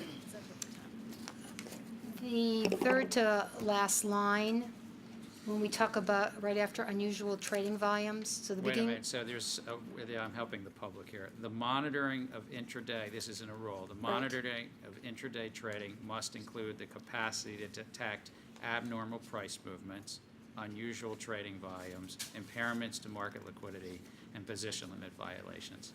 And what I believe the commissioner is proposing is that we have the monitor of intraday trading must include the capacity to detect abnormal price movements, unusual trading volumes, the extent of high-frequency trading, impairments to market liquidity, and then the rest of the sentence is the same, and position limit violations. So what's, the words are the extent? The extent of high-frequency trading. Can I ask? Yes, the chair recognizes Commissioner O'Malley. Thank you. I know Commissioner Chilton had circulated some language before. How would the DCM do that? Detect the extent of high-frequency trading, especially in a. I'll let staff answer, Commissioner O'Malley, but you know, when I spoke with CME when we were in Chicago, last month or several weeks ago, they acted like they're all over this already. You know, they told me about, you know, their 18 years of experience looking at algorithmic trading and automated trading, and you know, they say that they are looking at this and that they are well aware of what's going on. So I don't really think it's anything that would be novel to the exchanges, and of course that's why we get comments on it. But I think it's something they already do, and that would just be recognized by some insertion in our core principles. But Nancy, did you want to add further? We're not aware now or sure whether the exchanges have those capabilities in place to do that, but it would be something, if it was required, they would have to develop some sort of automated or some mechanism to monitor for that. Rick, let me ask, you're not aware whether or not they have systems that monitor algorithmic and high-frequency trading? Yes, we're not sure whether they do, all the exchanges do now or not. They may be in the process of developing tools to monitor for that, but it's just, I don't know off the top of my head, and we're not sure here. Okay. That's an issue too. Even more reason for adding some of this. And by the way, I don't think that I circulated any particular language. There may be, as Commissioner O'Malley was saying, however staff feels appropriate just to reference high-frequency traders. That's all I'm trying to get at. I think it would be obvious that we are missing something if we don't. So I'm not wedded to any particular language. I just want to reference the high-frequency traders and seeing that those two spots made the most sense. The two spots again are 251, and what was the other one? 156. That's a general requirement. And then 156 is the automated trade surveillance systems, Mr. Chairman. Would you, I know we're doing this ad hoc, but would you be amenable, just because of the late moment, that we ask a question regarding 38.156, which is automated trade surveillance, and with regard to general requirements, whether it would be appropriate, we'd be asking whether it would be appropriate to require them to monitor in 251, to have the capacity to monitor for high-frequency trading, and the similar question in the 156. So you're just suggesting that we put it in as a question, Mr. Chairman? Yes, and then depending upon what people say, I mean, we put people on notice, I'd ask the general counsel, but we then put people on notice that we're seriously considering it. Well, I mean, to be honest with me, it seems incredible that we're not sure whether or not all exchanges have systems to monitor high-frequency trading. I mean, it's 30% of our markets, a third of our markets, it's 50% of the European markets. You know, it just seems to me that this is something that's prima facie stuff we should be doing. You know, Mr. Chairman, if you object to inserting it, I'll withdraw my motion. No, I'm supportive of, it's just because it's right now and the words aren't in front of us, so I'm just trying to find a way to do it that best accommodates getting the support of this commission. I'm supportive that exchanges have some sense of what's going both in, and that's why I think that the questions that you and Commissioner Malia worked hard, you were both working on this, on the risk monitoring and market pauses are really important. They're not isolated to high-frequency traders, but it's broadly applicable. And so I'm supportive. I'm just trying to find a way through to get the document amended to help on this point. Well, we could, we've given the staff, Mr. Chairman, some discretion on various things that we've done in our public meetings. If folks aren't comfortable with giving them the discretion, then to come up with some suggested language before we conclude here today. But if that's not acceptable, we could do it as a question, but I assume we want to see that question also. So either way, it seems that if staff could come up with something that would be helpful. But Mr. Chairman, I'll do whatever you'd like in this regard. Well, I'm looking at Dan Berkovitz. I want to ask the question the right way, that, because what I'm suggesting is to capture Commissioner Chilton's question in a way that's appropriate, that we appropriately put the public on notice that we're considering this, and that we find what the public thinks on whether exchanges monitor and have the capacity to monitor the amount of high-frequency trading on their platforms. Asking the question in that manner would certainly be appropriate to get the public comment on that issue. Whether the commission, what response the commission would take in terms of a new regulation in response to such comments would have to be related to the rule as it currently is proposed, if you're not actually amending the rule itself. Well, it's really just a question of whether they should, in this one section, should they monitor the amount of high-frequency trading on their platform. I think that's as I understand it. And depending on how the final rule is crafted, the commission may be able to do it depending on how the rule is crafted. So, Commissioner Dunn, do you have some help here?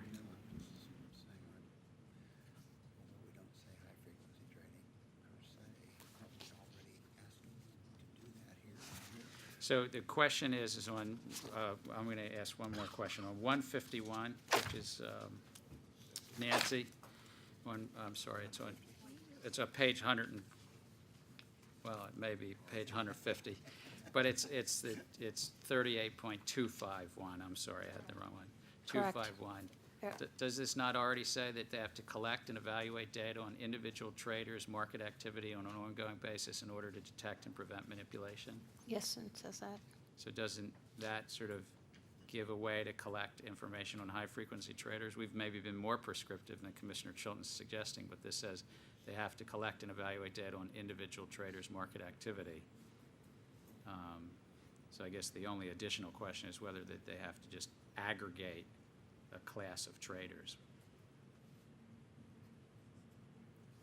So, Commissioner Chilton, if you'd be all right, I'd suggest adding a question specific enough that staff can draft, but specific enough that whether it would say the commission is considering and would like the public comment on whether we should add that they, aggregate such data so that they can monitor the high-frequency traders, more broadly as in the aggregate.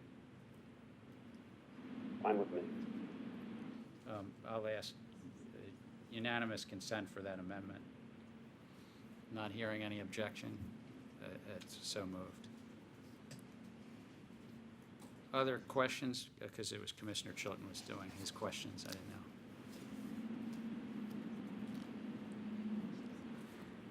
Commissioner Amaya. Thank you. By coincidence, I scheduled a meeting up at Delaware on the day before we had over 500 pages of rulemaking to approve. But it was a helpful meeting. I was able to go and join Commissioner Phil Moeller from the FERC and to speak to the PJM board meeting. And the discussion builds on our previous meeting that Commissioner Moeller and I held here in this hearing room on clearing in energy markets. And I want to build on what Commissioner Summers has said about the importance of Core Principle 9 and the impacts this change will have on energy markets. And at the discussion, and obviously, these are end users. These are people who are exempt from clearing and the exchange trading mandate in the bill, but do find and have found for the past 8.5 years using the Clearport system to clear trades, bilateral trades, energy trades. You mentioned 410 contracts.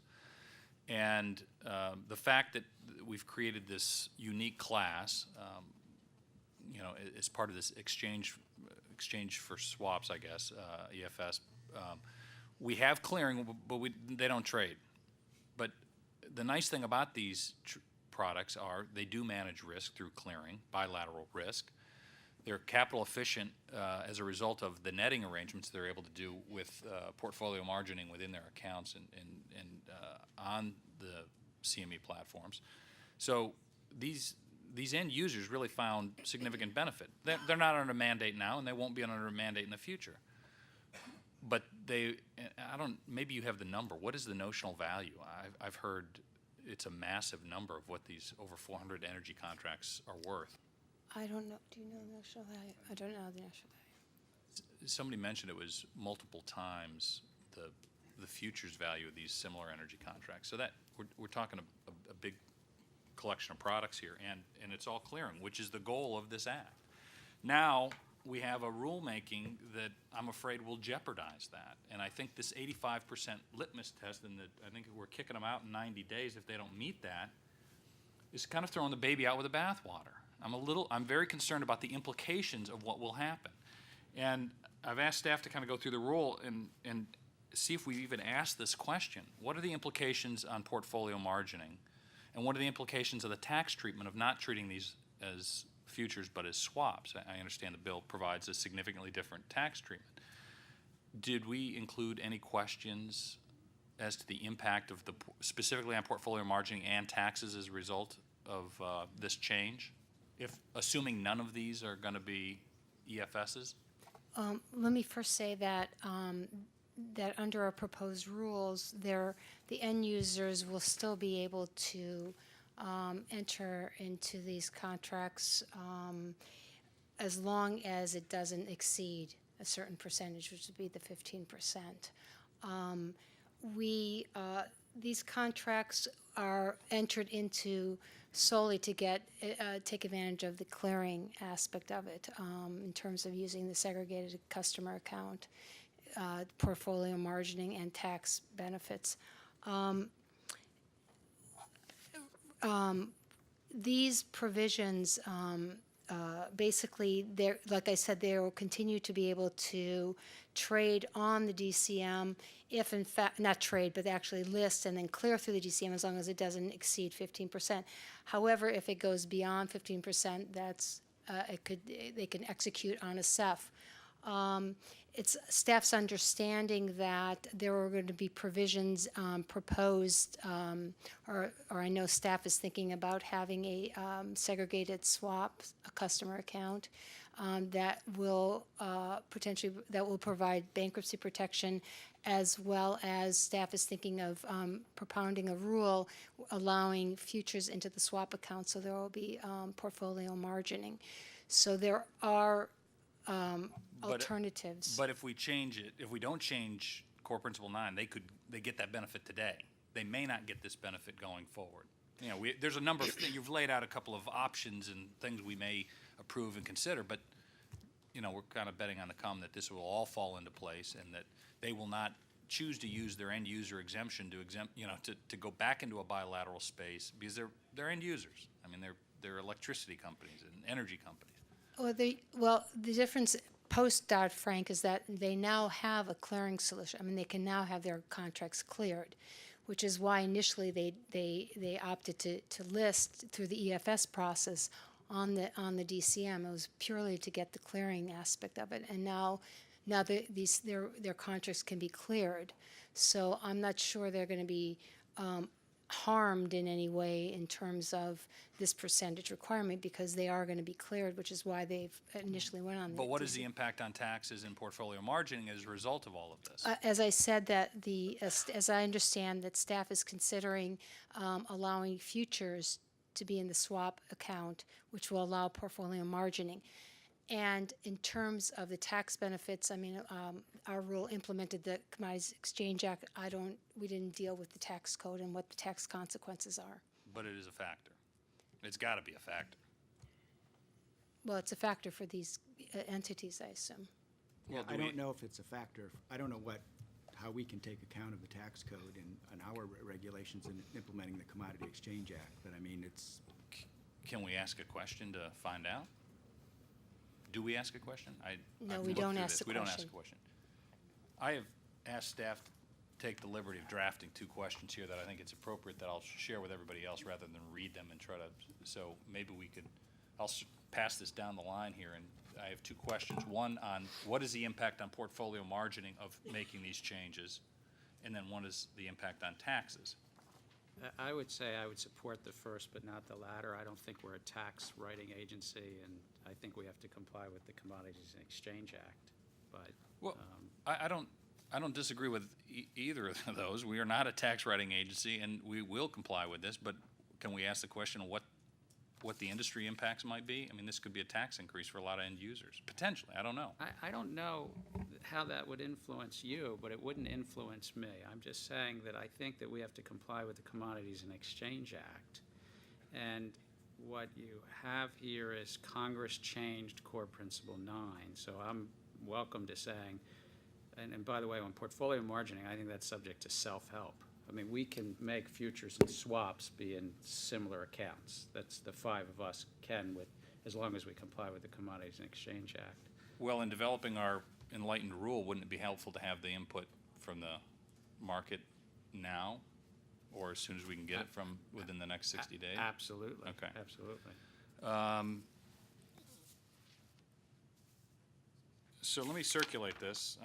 If you want me to read it, I'd be happy to read it. If you just want to have staff take a look at it, by all means. I would like to have both questions asked, but, and I guess I will ask unanimous consent to do that. While you're taking a look at that, let me go on to the next question.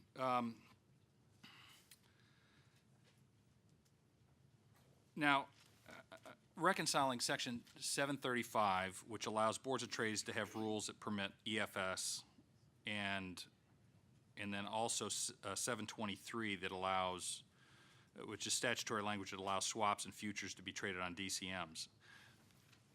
Those obviously provide for having these EFS on these things, and yet we've got a very strict limiting rule that would kick them out.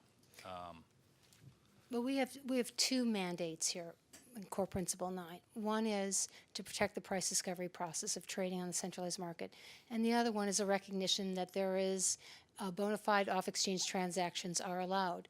And to marry these two goals or try to balance them, we've proposed the 85% with a 15% off exchange.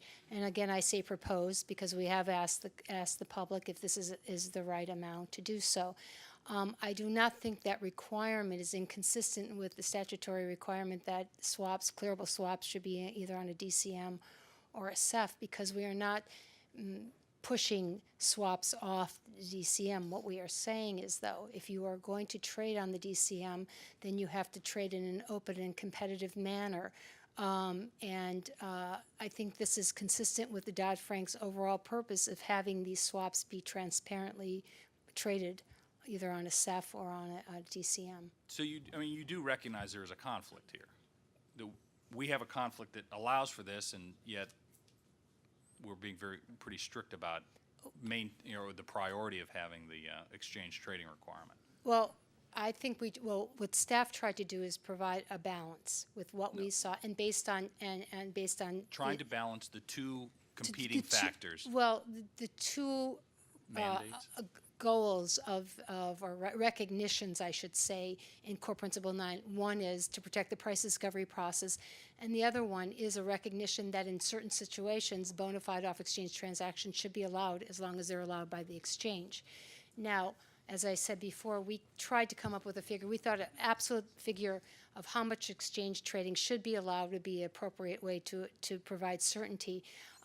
We looked at statistics, and based on those statistics, came up with an 85% percentage based on what the data showed us. Again, it was a proposal, and we opened it up to public comment as to whether that's an inappropriate proposal. Let me. And I just, just to add something, the goal here isn't necessarily to say that these types of contracts can't be listed on the DCM. It's the manner of execution. And I think the whole fundamental principle of Dodd-Frank with respect to swaps is that if they're clearable, then they would be and made available for trading, then they're executed on a trading facility, a trading system like a CEF, or they can be done on a DCM. I'll just wait. So I guess what I'm trying to say is that it's one way that these could be kept on the DCM.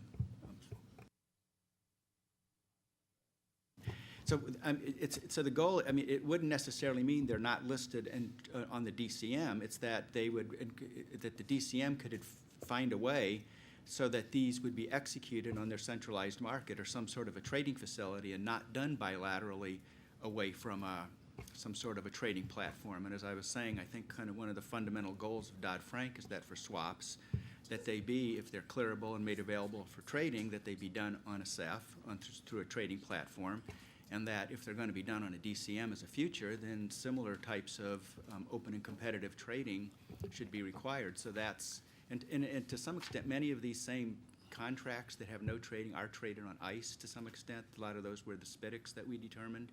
So it's not obvious that these could not be done on some sort of a centralized marketplace. No, I agree.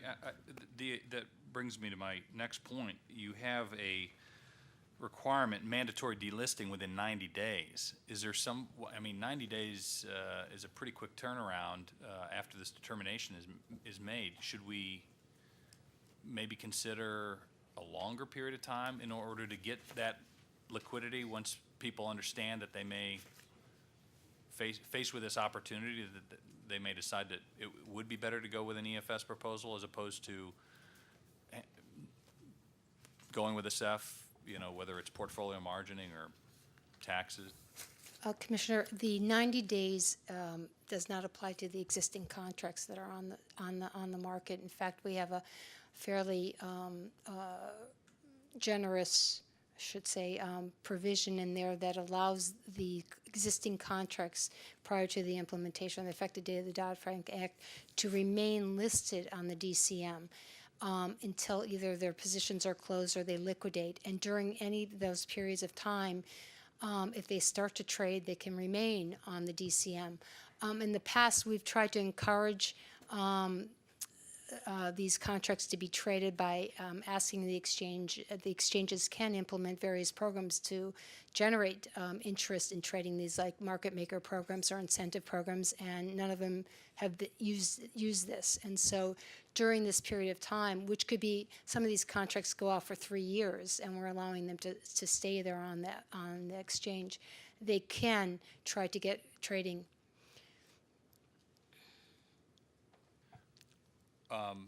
I'm happy to make the change on the language that takes out the word tax, and I would obviously ask that any commenters, if they have an opinion on taxes, and they may not, to go ahead and offer them. We won't state specifically tax treatment, but, and I know we're running this by Commissioner Chilton to make sure he's comfortable with it, but until he's fully informed, I just ask that we hold off on taking a vote until we get this resolved. Somehow. I just don't want to put him in a difficult position. Commissioner Chilton, do you want us to just read the suggested 2 questions to you verbally? Oh, it was just sent to you electronically. But why don't you take a look at it? I was going to say a few words on this core principle 9. Well, I think that just, again, I do this for the public. There's, as I understand it, and there's a lot to learn when you get into one of these jobs, but as I understand it, some number of years ago, the energy markets, and then some other markets, but it started in the energy markets, wanted to bring swaps to clearinghouses. And the way that that was facilitated was through this exchange of futures for swaps, or EFS mechanism. I don't know why it's not called ESF, exchange for swap for future, but, and this mechanism actually helped lower risk in the marketplace, where swaps were being cleared, but the only way to actually clear them was to call them a future. That's in essence what happened 7 or 8 or 9 years ago, Mr. as Chairman. I understand it, in some of the market. Yeah, one important factor in all of this, why this took off, was we had the meltdown of Enron. Right. And credit quality was a significant factor in this, and clearing was a great solution. I think Commissioner O'Malley is right. Now, with the passage of Dodd-Frank, we have a lot of changes. One is a full regulatory regime for clearing of swaps, a full regulatory regime that actually has for the trading of swaps on either swap execution facilities or designated contract markets, and a new core principle 9. And the core principle 9 about open and competitive markets on futures markets, designated contract markets, I'm saying loosely, brings these cleared only products, because most of them, 410, they don't really trade, into focus. And so what the staff has recommended is that in compliance with core principle 9, since there really isn't any trading, we should call it, it walks like a duck, it quacks like a duck, it's a swap. It's not, it's the difference between swaps and futures is in some economic way not anything different, but one difference Congress made was core principle 9 says you've got to have an open and competitive market for the price discovery function. And when there's no trading, staff is, and I'm supporting this because staff is saying, well, there's no trading, it doesn't comply with core principle 9. I think you raised legitimate questions about portfolio margining. I think that's subject to self-help. I think that we can ask staff to come forward with very robust ways that these things can still be portfolio margined. I think staff has also recommended a long phase period. If it's a 3-year contract, they can continue to list it, trade out of it, and so forth for that 3-year, or even if it's longer period of time. So I'm supporting it because I think it promotes clearing, but they'll be called swaps probably instead of futures unless there's some. I don't know if the 85% test is going to be in the final rule, but if there's some percentage in final rule, it's going to be more than 0%, and that's what they're trying to address. Well, I appreciate that. I appreciate the explanation. I think you're absolutely right. My concern is to take something we have a good advantage. It's a great opportunity, and we've got billions of dollars that are being cleared. I share your view. We want to keep that in the clearinghouses. Well, I'm concerned that using the end user exemption, which they're perfectly entitled to, that they could walk away from it, and we may not get exchange trading, but we may also lose clearing, and I think that would be a big loss. One of the reasons why I will oppose this rule. But I have one more question, if I may, so I can keep dancing so Commissioner Chilton Absolutely. All right. The proposal for core principle 9 contains a regulatory requirement regarding block trades, and the preamble notes that these requirements were noticed before in 2008 in a separate NOPR, clearly predating my time here. What were some of I understand that NOPR didn't go forward, we didn't implement it. What were some of the criticisms then that we should be mindful of today? Many of the comments were against block trades. And many of them were that the block trade sizes were too large, that there should be regulations as to block sizes. That That, I would say that would be 95% of the comments were against block trades, or that there would be more prescriptive number or size. Feeling was that guidance in many respects was easily to get around, would be manipulated, and they found a lack of liquidity on the market because of all the off-exchange trading.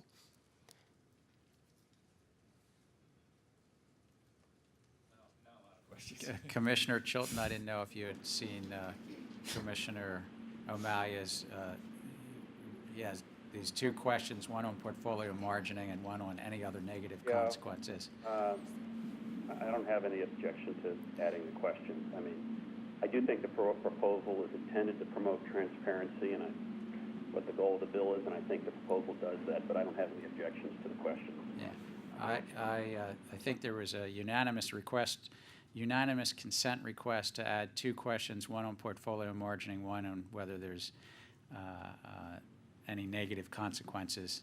Doesn't mention taxes anymore. Not hearing any objections, the unanimous consent motion is passed. I thank my colleagues for their indulgence.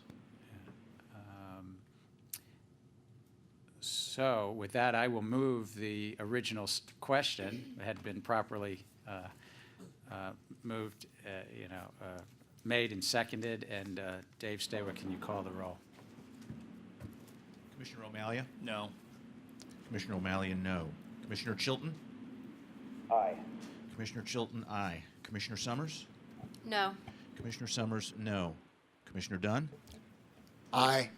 Commissioner Dunn, aye. Mr. Chairman? Aye. Mr. Chairman, on this matter, the votes are 3 ayes, 2 noes.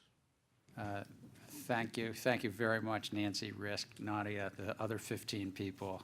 This is a really important process. I thank all the commissioners, too, because this one's going to be very important to get the public comment and get it right come next spring or summer. With that, we're going to invite up the next team, unless my commissioners want to take any breaks, or we just keep moving. What do you want? You want to take a? It's up. Yeah, we're going to take for the public. We're going to take a 5 or at most 10-minute break, just as the teams are switching out and people just take a moment. Mr. Chairman?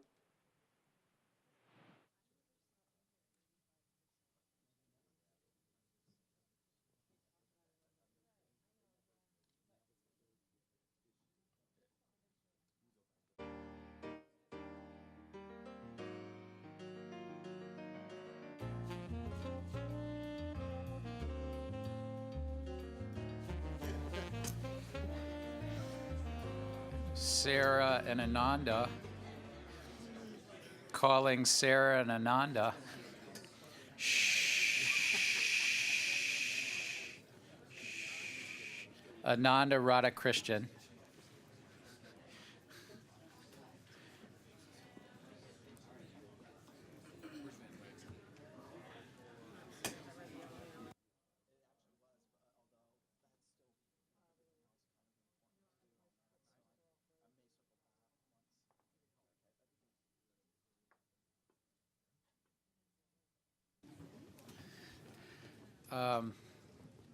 Thank you for coming back together.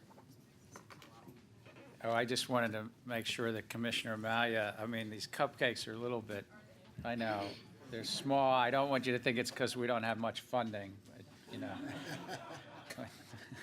but they are good. I've heard that somewhere. Yeah, all right. Thank you. Is Commissioner Chilton with us as well?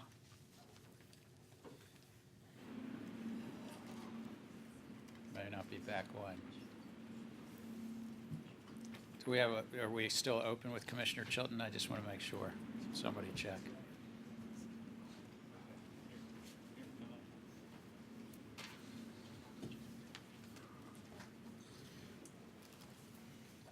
Scott, I hope we get through in time for you to have your party with your family. Kids are making cupcakes, I'm told. So is it? Yeah, just make sure he knows we're back on.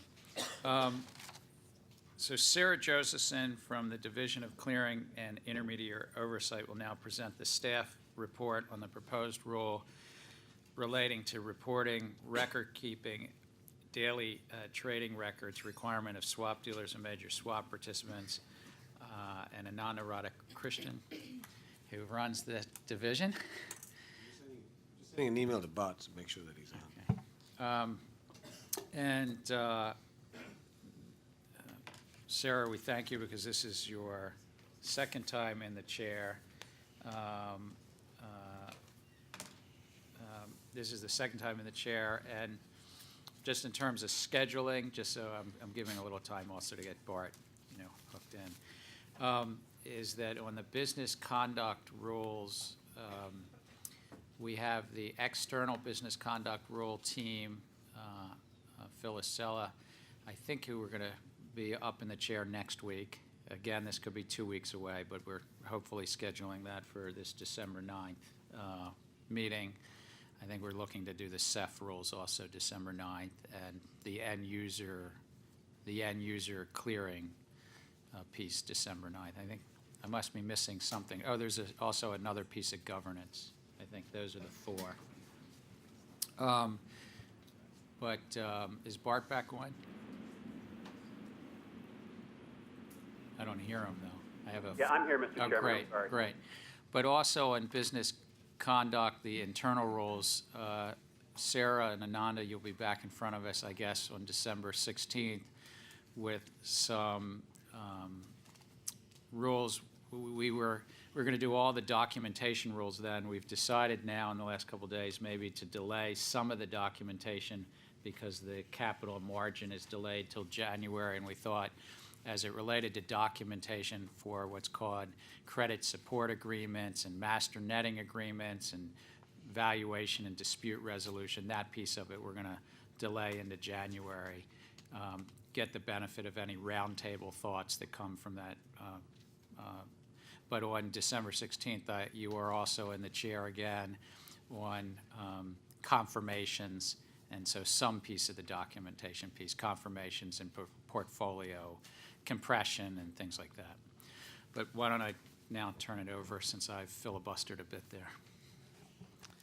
Okay, good afternoon. And while it's just Ananda and me at the table today, I have an excellent team, and there wouldn't be enough chairs if we brought them all up here, and they've all been incredibly helpful, and it's really been a collaborative effort. So I want to recognize them and also thank the commissioners and their staff people for very, very helpful comments and as we go through this process. Today, staff is presenting for the Commission's consideration one notice of proposed rulemaking for publication in the Federal Register regarding reporting, record-keeping, and daily trading records for swap dealers and major swap participants. Section 731 of the Dodd-Frank Act amended the CEA, Commodity Exchange Act, by inserting a new Section 4S. Today, the rules that we'll be proposing relate to Section 4SF, a record-keeping and reporting section, and 4SG, the daily trading records section. Section 4SF requires that swap dealers and major swap participants make reports regarding transactions, positions, and financial condition of the registered swap dealer or major swap participant. This section also authorizes the Commission to set forth books and records requirements for, and I'm quoting here, all activities related to the business of the swap dealer or the major swap participant, regardless of whether or not that entity has a prudential regulator in addition to the Commission, or if the Commission is the sole regulator of the swap dealer or major swap participant. All books and records are to be open to inspection and examination by representatives of the Commission. And for records that relate to security-based swap agreements, those records must also be open to inspection by representatives of the Securities and Exchange Commission. Section 4SG requires that swap dealers and major swap participants maintain daily trading records of their swaps and all related records, including records of related cash and forward transactions. The section also requires swap dealers and major swap participants to maintain recorded communications, including electronic mail, instant messages, and recordings of telephone calls. Finally, Section 4SG requires that daily trading records for swaps be identifiable by counterparty and transaction, and specifies that swap dealers and major swap participants maintain a complete audit trail for conducting comprehensive and accurate trade reconstructions. Staff is recommending one NPRM, but it contains 6 separate rules. 4 of those rules relate to record keeping, and only 2 of them are reporting requirements. And the 2 reporting requirements are Rules 23204 and 23205, and those would require that swap dealers and major swap participants report in accordance with the real-time public reporting rules and the swap data rules, reporting to swap data repositories, and the substance of those rules was voted on and proposed by the Commission at a November 19th meeting. So in essence, it's a cross-reference there. And those are the reporting requirements. So now I'll proceed to describe the required records. And I'll note at the outset here that the first rule, 23200, is just definitions for the rules that will follow for this part. And I'd like to highlight just 2 of the definitions and thank the Commissioner's staff for these excellent recommendations. The complaint definition, where we elaborated on the complaints that swap dealers and major swap participants will be required to retain, and that would be formal or informal complaints, grievances, criticisms, communicated to the swap dealer or major swap participant related to any trading conduct or behavior. And then the other definition, and this is important for the daily trading record, is the definition of related cash or forward transactions. And there we're proposing a rule that would define that category to be a purchase or sale for immediate or deferred physical shipment or delivery of an asset related to a swap, where the swap and the related cash or forward transaction are used to hedge, mitigate the risk of, or offset one another.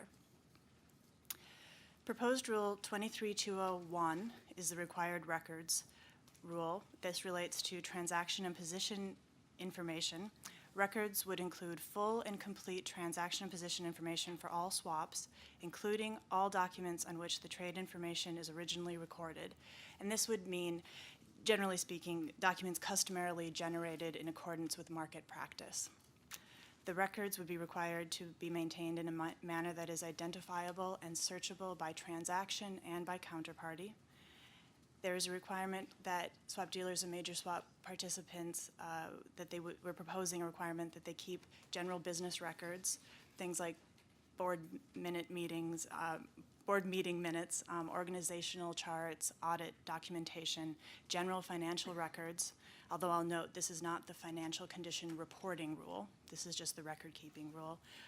Complaints, as I mentioned before, a record of that complaint and how it was resolved, and marketing and sales materials. Finally, there's in Rule 23201, there's a section on keeping records that support the reporting to a swap data repository or for real-time purposes. And in particular, I'd like to highlight that for the records that must be maintained for real-time reporting, that would include when the swap dealer or major swap participant has elected to use a less specific data field to protect the anonymity of the market participants, and then records relating to determinations made about block trades and large notional swaps. Proposed Rule 23202 relates to daily trading records. The proposed rule would require swap dealers and major swap participants to ensure that they preserve all information necessary to conduct the comprehensive and accurate trade reconstructions for each swap, and that they maintain each record as a separate electronic file, identifiable and searchable again by transaction and counterparty. What we've done is we've divided the rule up into pre-execution data, execution data, and post-execution data, which is important for swaps because unlike some of the derivatives that we're used to regulating, the post-trade transaction data is especially relevant. And the pre-execution trade data would include records of all oral and written communications that lead to the execution of a swap. This includes records of all telephone calls, voicemails, faxes, instant messaging, chat rooms, email, mobile device, and other digital or electronic media. This rule would require swap dealers and major swap participants to maintain recordings of telephone calls and other communications created in the normal course of its business, but would not establish an affirmative new requirement to create recordings of all telephone conversations if the complete audit trail requirement can be met through other means, such as electronic messaging or trading. And I would note here, and this is discussed at some length in the preamble, as Commissioner O'Malley noted at the outset of this meeting, that many jurisdictions around the world require recordings of all telephone and electronic conversations, including the United Kingdom, Hong Kong, Spain, Sweden, and France, among numerous other jurisdictions. And that's to prevent or to be able to detect market abuse, fraud, manipulation. The execution trade data would include all terms of each executed swap and the date and time of execution to the nearest minute, and that is similar to an existing CFTC Rule 135 for the designated contract markets. Post-execution data would include records of all terminations, novations, reconciliation, margining, a whole series of post-trade processing events that it's important to record. Sometimes these are referred to as life cycle events, but it's all the post-execution processing. And then there is a section of this rule on the records related to cash and forward transactions. And again, generally we followed the same pre-execution, execution, and post-execution requirements there. Staff believes that requiring one approach to record keeping will be simpler for swap dealers and major swap participants to implement and will provide the Commission with the necessary information for its regulatory oversight. The last rule is a retention and inspection rule, just how you should keep the data. And for the most part, that references an existing Commission rule, Rule 131, and it says that you must retain them in 5 years readily available, 2 years, 5 years overall retention and 2 years readily available. And then there's an exception for swaps and the related cash and forward positions, which must be retained for a longer period of time, and in accordance with Part 45, the data rules that, again, the Commission considered at the November 19th meeting. Thank you, Sarah. Chair would entertain a motion on this staff recommendation on swap dealer record keeping and reporting. So move. Second.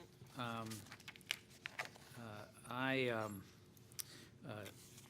support the proposed rule regarding reporting and record keeping, and will have a comment for the record, but I think it establishes important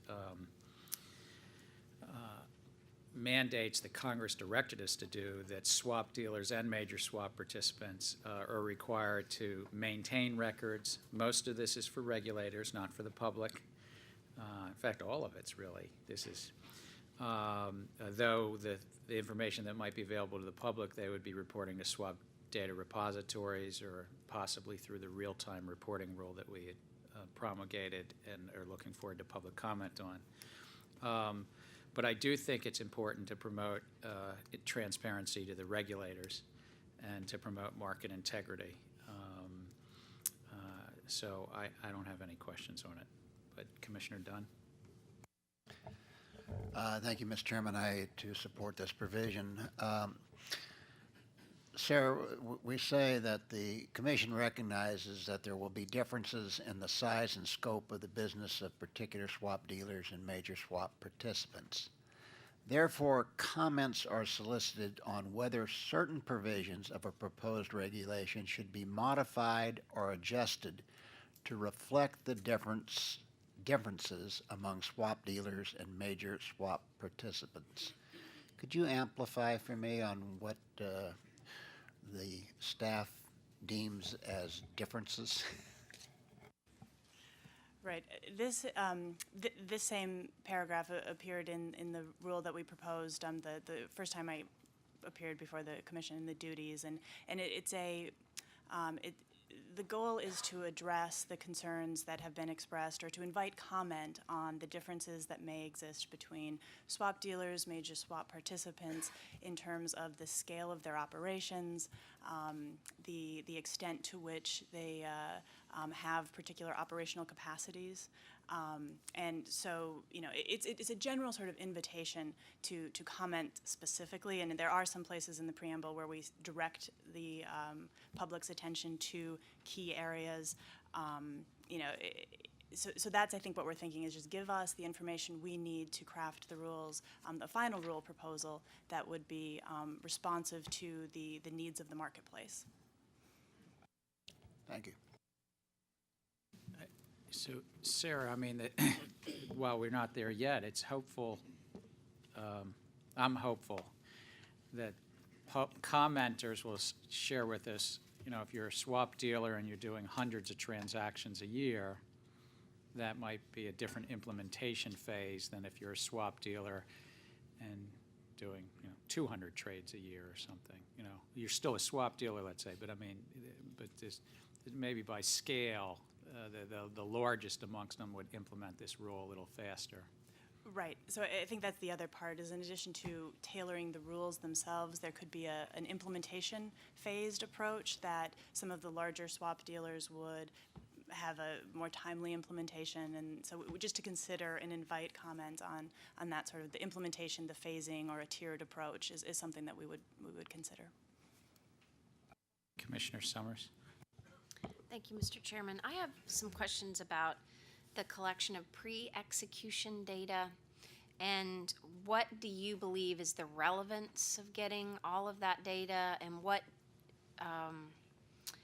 is typically expected to be captured when we are asking for all of this? I mean, what exactly are we looking for? Right. So, and I think this is elaborated on again a bit in the preamble, but just to highlight that, what our understanding is that the Enforcement Division has been very successful in proving market manipulation and market disruption cases, false reporting cases, where they've had better audit trails. And it's really the pre-execution information that contributes to, as is required in the statute, the complete and comprehensive audit trail. So everything that gives rise to an execution of a swap or a transaction. And so that's what we're looking for. And in the rule itself, for the daily trading records, we, reliable data and information about the initiation of the trade, the records of all of the conversations back and forth related to the prices, the bids, offers at which you would ultimately execute a swap, but that sort of that back and forth, especially for swap dealers and major swap participants that are executing bilaterally, that's what we're looking at, and we think it would be very helpful for understanding market practice and also as part of the enforcement regime. I think I understand for enforcement purposes, but I guess I do have some questions about if two counterparties are executing a bilateral swap, and how we can, after the fact, glean from pre-execution data whether or not we thought, say they didn't accept the best offer or the best bid. How do we know that there weren't other factors being contemplated? Excuse me. I'm just unclear about how that's helpful to us. Right. So I think I would defer to my colleagues in enforcement on how they would actually create a case, which I think part of your question goes to that issue of how you would use the information to. I understand for enforcement purposes, but I guess just besides that, if there's any other reason why, if we plan to audit pre-execution data for any other purposes besides enforcement. I think that's the primary reason would be for enforcement purposes. Thank you, Commissioner Summers. Commissioner Chilton.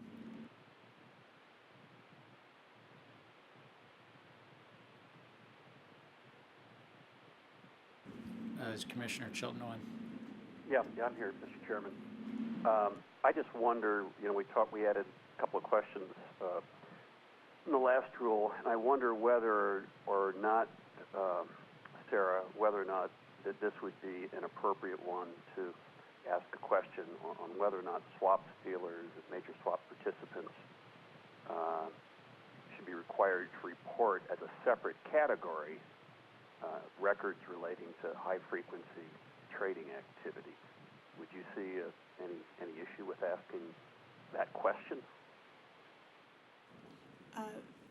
Yes, Commissioner Chilton, I think the way that I would generally respond to that is that, at least my understanding right now is that high-frequency trading is not prevalent in the swaps markets, in the over-the-counter derivatives markets.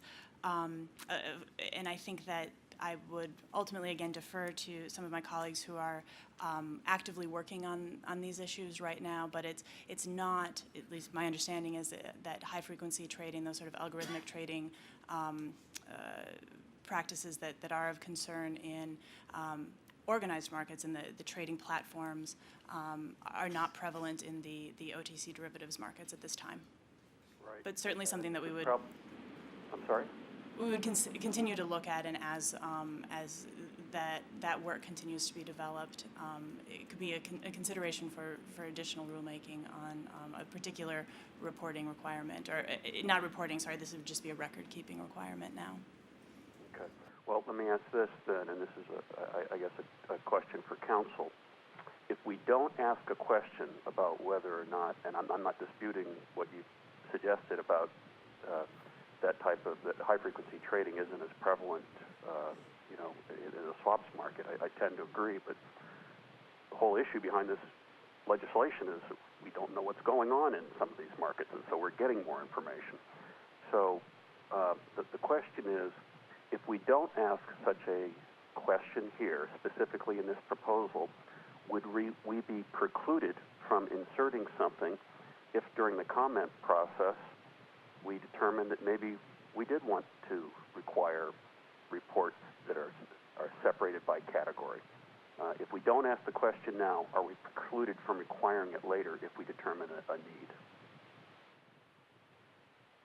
need? Dan Berkovitz has come to the mic.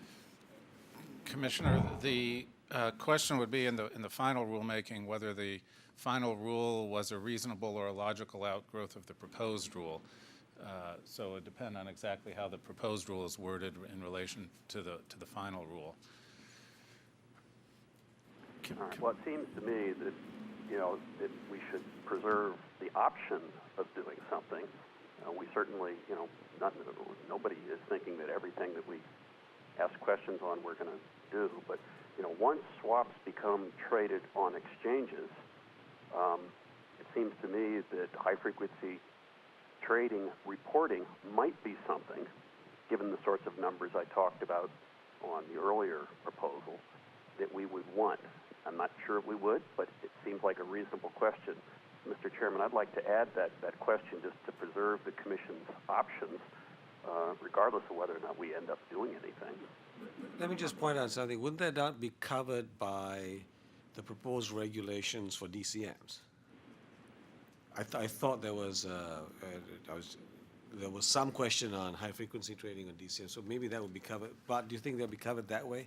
Because I think the point is, and correct me if I'm wrong, you only get high-frequency trading when you have a platform. If you don't have a platform, there is no such thing as high-frequency trading. So maybe it'll be covered by the DCM rules. It could be, Ananda, yeah. And I'm not suggesting that we should actually do this, but given what the responses we got earlier, it's clear to me we don't know enough. And so I want to preserve the Commission's flexibility rather than forestall options. And given what our General Counsel told me, which was maybe perhaps if you wrote it a certain way, I don't know why we would tie one hand behind our back to begin with. If a simple question preserves the option, fine. If it's a duplicative question, Ananda, or it doesn't matter, we can toss it out with the bathwater. So again, Mr. Chairman, I'd like to ask a question on whether or not there should be. So individual unanimous rules. consent, asking if there's any objection to unanimous consent to include a question in this rule as Commissioner Chilton has laid out. Not hearing any objection, we'll add the question. Thank you, Mr. Chairman. I don't have any other questions. Commissioner Amalia. Thank you. And Sarah, I'd like to ask you a question regarding our existing record-keeping rules. It's my understanding that under Rule 1.35, FCMs, IBs, and members of contract markets do not have a audit trail for voice conversation requirement, yet this rule does. How are we going to? Is that something we're going to fix, or is that under consideration for changing our existing rule? Well, we've got I think the preamble states that, there's a DMO advisory that said that 1.35 applies to records that are created or retained in electronic format, including email, instant messages, and other forms of communication. So would that be? What about voice? Well, the statute has a specific requirement that the Commission promulgate a regulation for voice communications for swap dealers and major swap participants. Now, I don't know whether the CEA has a specific requirement for FCMs, but I do know that the Enforcement Division was working on a proposed rule. I find out where that rule is. Could I just help out a little bit? Just one of the things that's occurred, and here I am revealing something. We now have a 31st team. Everybody's heard about these 30 teams. But one thing that occurred to us some time ago is that the rules for futures commission merchants, the rules for introducing brokers, for commodity pool operators, for commodity trading advisors, other various intermediaries, may need to be conformed. It might be a lot of boring technical stuff, but conformed given the Dodd-Frank Act. But in addition, there may be issues just like what you're raising, that Commissioner Amalia is raising. So William Penner is heading that up, and I don't know that it will be all in front of us in January, but all the what I'll call the intermediary conforming amendments, and particularly as Dodd-Frank included in the definition of introducing broker, commodity trading advisor, futures commission merchant, and others, for the first time the word swap was inserted in each of these. William Penner is, going through, and this is I think this is a question that I would hope would be put into that team's effort. And Sarah just tells me that we actually base this language on that draft that I mentioned. And so William's got that draft, so it'll probably be part of the package that will come to the Commission on these conforming amendments. And get ready for an avalanche, because there's a lot of them when we do these conforming amendments. Ananda, we've already had that. Happy birthday. Proposed Rule 23-201 requires that records of each transaction be kept in a form and manner identifiable and searchable by transaction and counterparty. These records include everything from canceled orders, warehouse receipts, to phone calls, instant messages, correct? Yes, that's All right. both rules read together, but yes, yep. Okay. From just kind of an interest in technology, how easy is that to do, to search by transaction and counterparty? Is that something they easily code? Is that more difficult than it sounds? Right, so our understanding is that currently entities that have swaps on their books and derivatives generally, they have internal mechanisms for tracking those. That they have a unique identifier that's an internal one that they use to keep track of things. That wouldn't be, and we're not prescribing that. What I will mention is that the rules do cross-reference to the extent the swaps have to be reported to a swap data repository, that they will then use the unique identifier that the data team is proposing. So that might make things easier in a way if that, the counterparty, the product, and the transaction IDs, that team and the commission has already voted on, if those are in place. So the rules really work together in that way, and that's why we coordinated with the data team and the SDR teams to make sure that they work together. Now let me ask the big question. We're going to feed it into what machine here that is going to be searchable, that will enable us to search this and use this efficiently? Right, and this is the key. This is just record keeping. This is not reporting. This is just telling them what they need to maintain. We're not requesting this. It is available to us for inspection and examination when we need it. So if we choose to inspect it and we desire it for only enforcement purposes, what will we use to search this stuff? Do we have a technology in-house that we're readily available, or is this? I'm not sure whether enforcement has anomaly that. list? Enforcement, you know, no, they're not sure they're here. They may have at their disposal tools that allows them to do this. I'm not sure. I'll follow up with them. Yeah. There are no further questions, then Dave Stawick, call the roll. Commissioner O'Malia? Aye. Commissioner O'Malia, aye. Commissioner Chilton? Aye. Commissioner Chilton, aye. Commissioner Summers? Aye. Commissioner Summers, aye. Commissioner Dunn? Aye. Commissioner Dunn, aye. Mr. Chairman? Aye. Mr. Chairman, aye. Mr. Chairman, on this vote, the yeas are 5, the nays are 0. Thank you, Sarah, Ananda, Dan, for your cameo. Dan, you stay at the desk, though, for the next one. I thank you very much for all your efforts. Sarah and Ananda, we'll see you back here in 2 weeks and back again in January, I guess.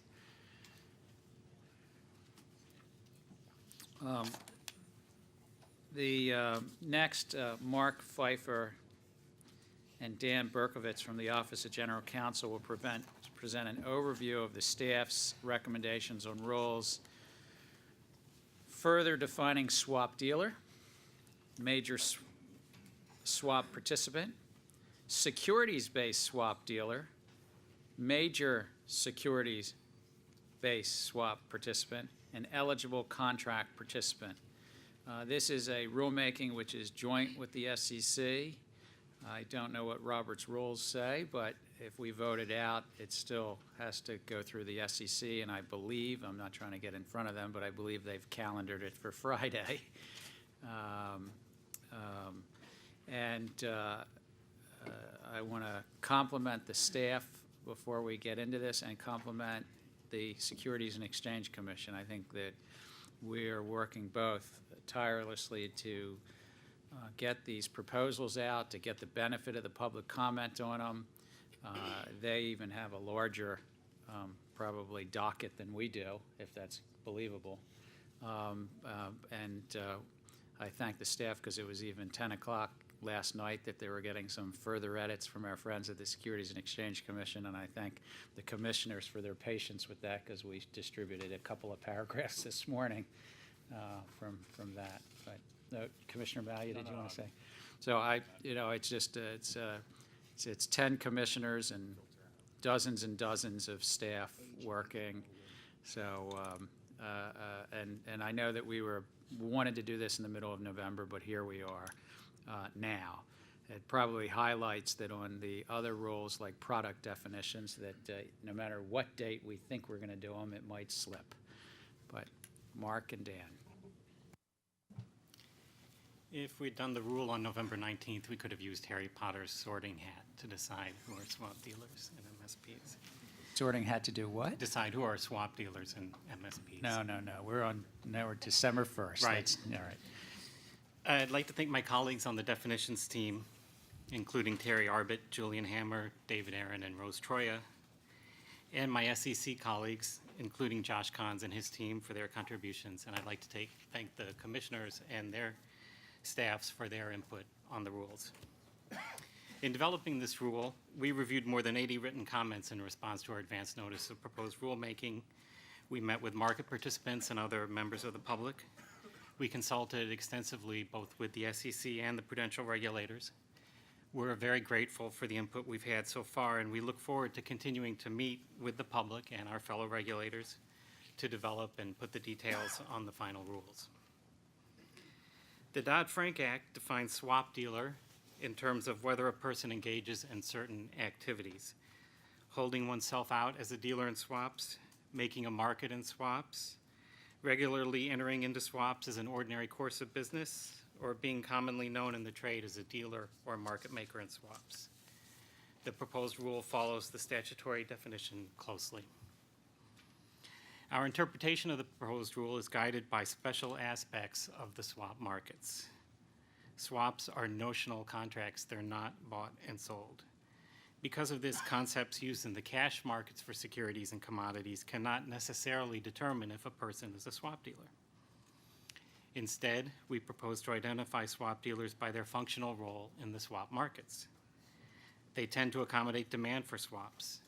They're available to enter into swaps in response to interest from others.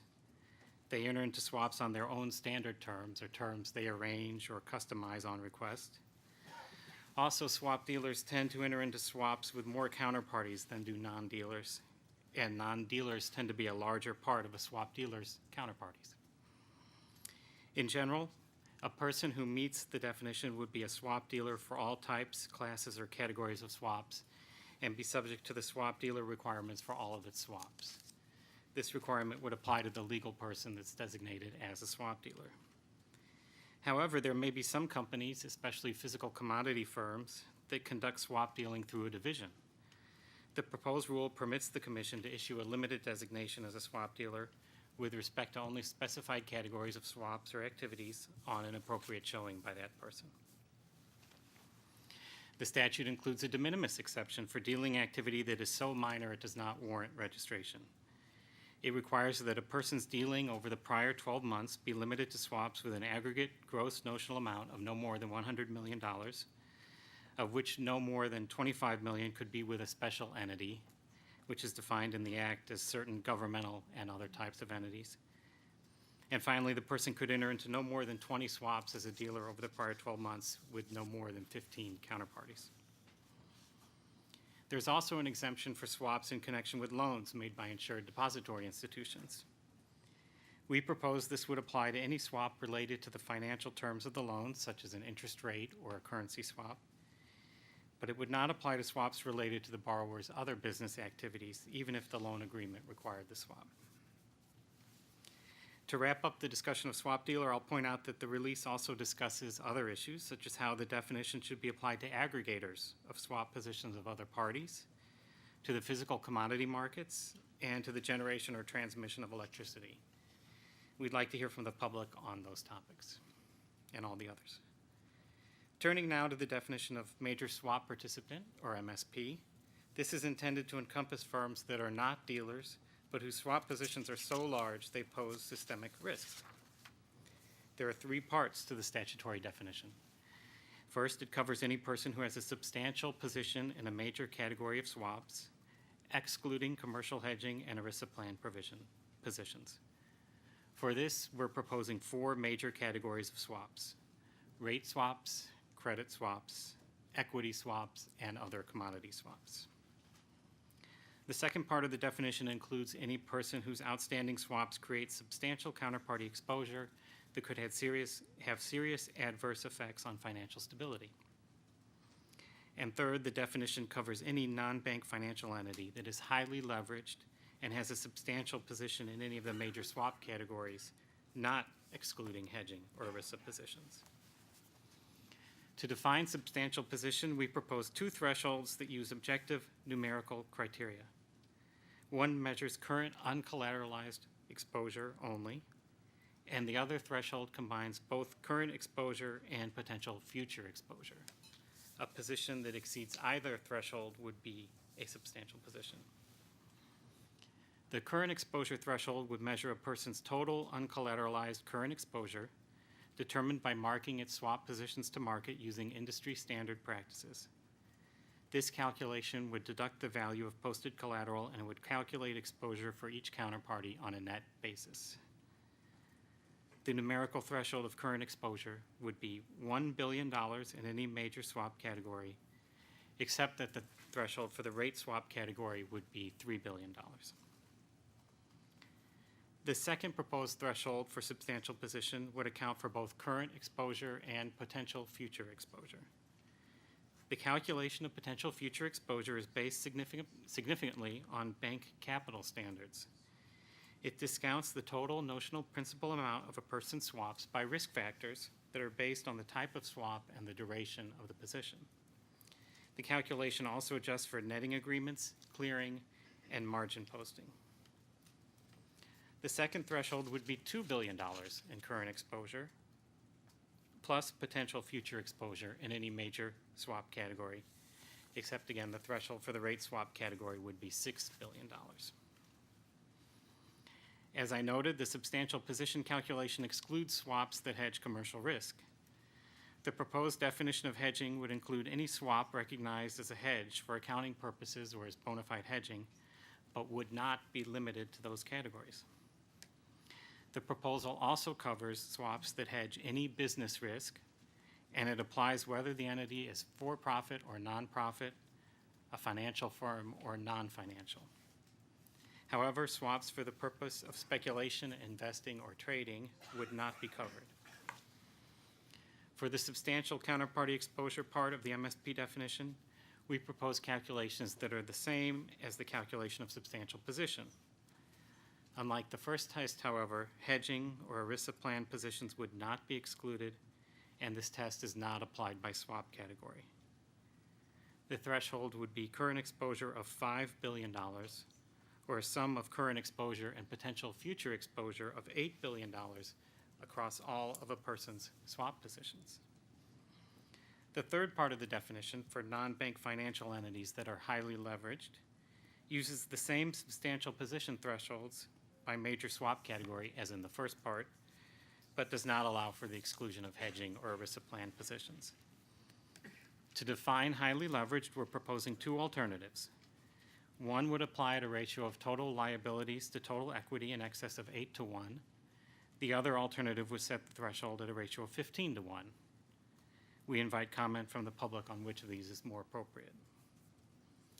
To conclude, again, I'll point out that the release discusses a variety of other MSP issues, including the application of the definition to managed investment accounts, registered investment companies, ERISA plans, and sovereign wealth funds.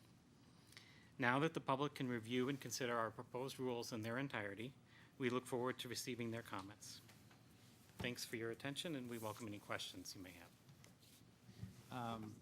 I will entertain a motion on the staff recommendation on the joint rule with the SEC.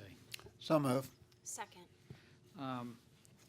Thank you, Mark, and everybody that's worked on this. I support the joint proposed rule on entity definitions. I think it fulfills Congress's direction to further define these key terms, but it is just a proposal, and it is going to be very helpful to get the public's comments on this proposal. The swap dealer definition, I believe, closely follows the criteria laid out by Congress. Those criteria, as Mark said, had four different aspects, including whether an entity makes a market in swaps, holds itself out as a swap dealer, is commonly referred as a swap dealer, regularly enters into swaps in the ordinary course of business. I think a key aspect that is in the proposal is whether a company makes itself available to people, receives demand from others, in essence. And I think that end users, and there's been hundreds of really well thought out meetings I've participated in, I don't think it's our intent. If we have inadvertently, then we will hear from people, but it's not our intent to capture end users in the swap dealer definition. And I think that that was a helpful add to this proposal, that are you sort of holding yourself out and accommodating other people's demand, which is sort of in contrast of going to seek and hedging yourself. But we'll certainly get comments on that, and those comments will be helpful. I think that the major swap participant definition relies on Congress's three-prong test, and the category has been meant to be, and it very clearly limited only to those entities that have very large risk enough to pose threat to the U.S. financial system. And it's for those parties that aren't swap dealers. This was meant to be a very small category that you're not a swap dealer, and yet you might have such significant positions. And it's a very complicated thing Congress gave us because there was three prongs, and the first prong is only if you're not an ERISA plan and not hedging commercial risk. So, of course, I've lightly and internally called that the speculator's prong. But the first prong, if you're speculating in these markets and have significant exposure, then Mark laid out the numbers. The second prong is just all of your counterparty risk, and I think staff did an excellent job. This is not a rule that's directly tied to notional amount. It's tied to exposures, current exposures after collateral. And I think Congress dictated that, but a lot of end users and others have come in and said, well, I hope you're only going to be looking at the sort of non-cleared swaps and after collateral. Well, we didn't do that quite, but I think this is importantly, it does say that it's net of collateral, and because cleared swaps post-margin, it's very different. And the number's large. It's $5 billion of current exposure, or $8 billion combined of current and potential future exposure. I just share a little bit of a story. When I was 10 years or 12 years ago, when long-term capital was failing, they had a $1.3 trillion derivatives book, but I'll never forget that Sunday that I went up there personally. And their current exposures, as I remember them, but you know the spreadsheets weren't kept perfectly, were in that $4 billion range. And I can tell you, having lived it, that was a systemic, issue. So I don't know if the $5 billion and $8 billion, what people will comment publicly, it will be very helpful to hear, but they're very large numbers. And I think that the major swap participant definition, there will be some, it will probably be a handful or something, but it's meant to be only those people that aren't swap dealers and are very large. So I support the proposal, but very much look forward to the public comments to help us get this appropriately done so swap dealers are regulated as swap dealers, but end users don't somehow get caught up in being a swap dealer. And only the largest non-swap dealers would be ending up being major swap participants. I don't have any questions. Commissioner Dunn? Thank you, Mr. Chairman. Mr. Chairman, I'm going to support this proposed rule simply because I think we need to get something out on the table. We've gone way too long for folks to try to figure out where do I stand in all this. Am I in or am I out? And this is our first cut at giving them some clarity of where they stand. And I appreciate all the hard work that the staff of both CFTC and SEC did working through that. Mr. Chairman, your staff and your personal intervention in moving these forward so we have at least something on the table that people can begin to comment on. And this is unique since the SEC is going to be taking up a similar provision. It's like the House and the Senate working on a bill, and we may have to have a conference later on to ensure that we come together with these definitions. Are we the House or the Senate, Commissioner Dunn? I've always worked for the upper house, Mr. Chairman.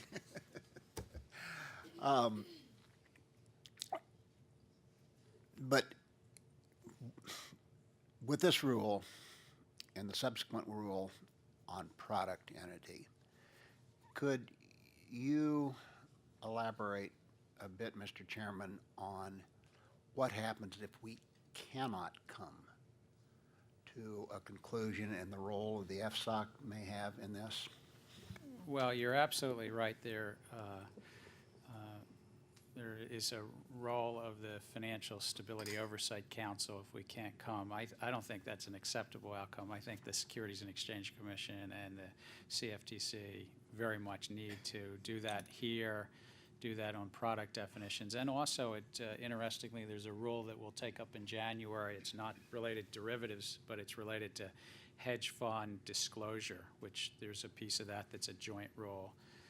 But maybe General Counsel Berkovich wants to say the exact role of the Financial Stability Oversight Council if we, for some reason, couldn't come to an agreement. That's right. If the two agencies cannot agree, it would be determined by the Financial Stability Oversight Council. I'll look up the exact time frame or the exact wording. Just the clarification of where this may end up if we can't. But I think, again, it is probably as important as anything that we've done that we get comments on these definitions.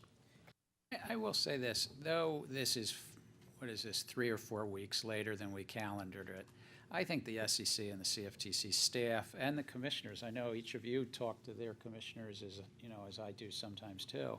It's been a very collaborative process, and it's been collaborative working through the May 6th issues. We have now this joint advisory committee. We've had 4 or 5 roundtables together. I'm sure we're probably approaching 200+ staff meetings between the SEC and CFTC now. We share all the documents with them, even the ones that aren't joint.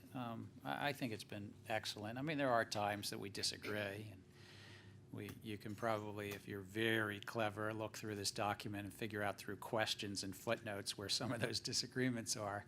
But I think it's been working very positively. So again, my compliments to the SEC and CFTC staff. But Just as a point of clarification on the role of the council, the Dodd-Frank provides that in the event that the CFTC and the SEC fail to jointly prescribe rules in a timely manner, then at the request of either commission, the Financial Stability Oversight Council shall resolve the dispute. So either commission would have to request the FSOC to resolve the dispute. And I would also just add what the chairman has just stated. We have had many, many discussions, but nothing has elevated to what I would call the level of a dispute between the two agencies. The fact that we're here today and they're going to be where they are, I think is a testament to that. portfolio margining, can we kick that upstairs too? Put it on the list. Commissioner Summers. Thank you, Mr. Chairman. I'll start with questions about the limited registration that I referred to in my opening statement. Even though the statute provides for limited registration for dealers, we have decided that a person that satisfies the definition of swap dealer or security-based swap dealer would be a dealer for all types. And we go on to say that because we think it would be difficult to separate their dealing activities from other activities, could you elaborate on why that's difficult? First of all, we're starting from the premise that there are just very many different types of swap dealers active in very many different types of markets. Now, for some swap dealers, it might not be difficult, but we think that for most companies view their swap activity as a whole. There hasn't been a designation of swap dealer before this statute, and so they view their activities in swaps as a whole, and so they don't distinguish, for example, separate books of records or separate compliance practices for swaps where they're accommodating demand and responding to demand from others versus putting on positions at their own initiative. And so that's the main reason. If there are dealers that can easily separate and they know exactly what types or classes of swaps that they are a dealer for, will we be able to provide for them a limited registration for just those categories? Yes, Commissioner, the proposed rule provides that the the dealer in that category may apply for a limited designation, and the rule states the commission shall act upon that application, and that would be at the time of the initial designation or subsequently afterwards. I guess I should clarify. Instead of being categorized as a dealer first for everything, can they just apply only in a limited?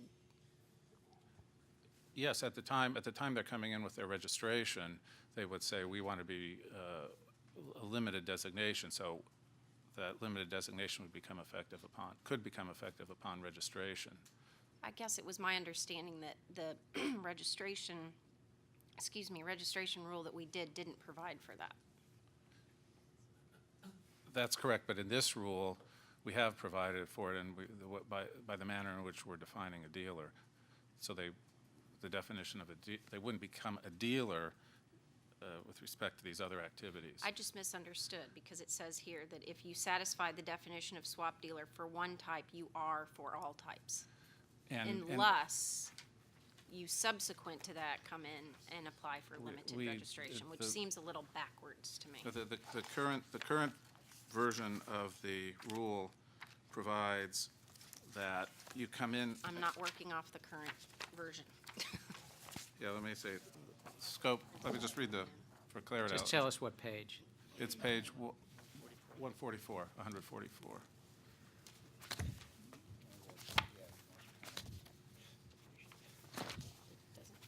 Just tell us what page on 140, It's the bottom where it's scope of designation. Here, Bottom paragraph 2, Commissioner scope of Summers. designation.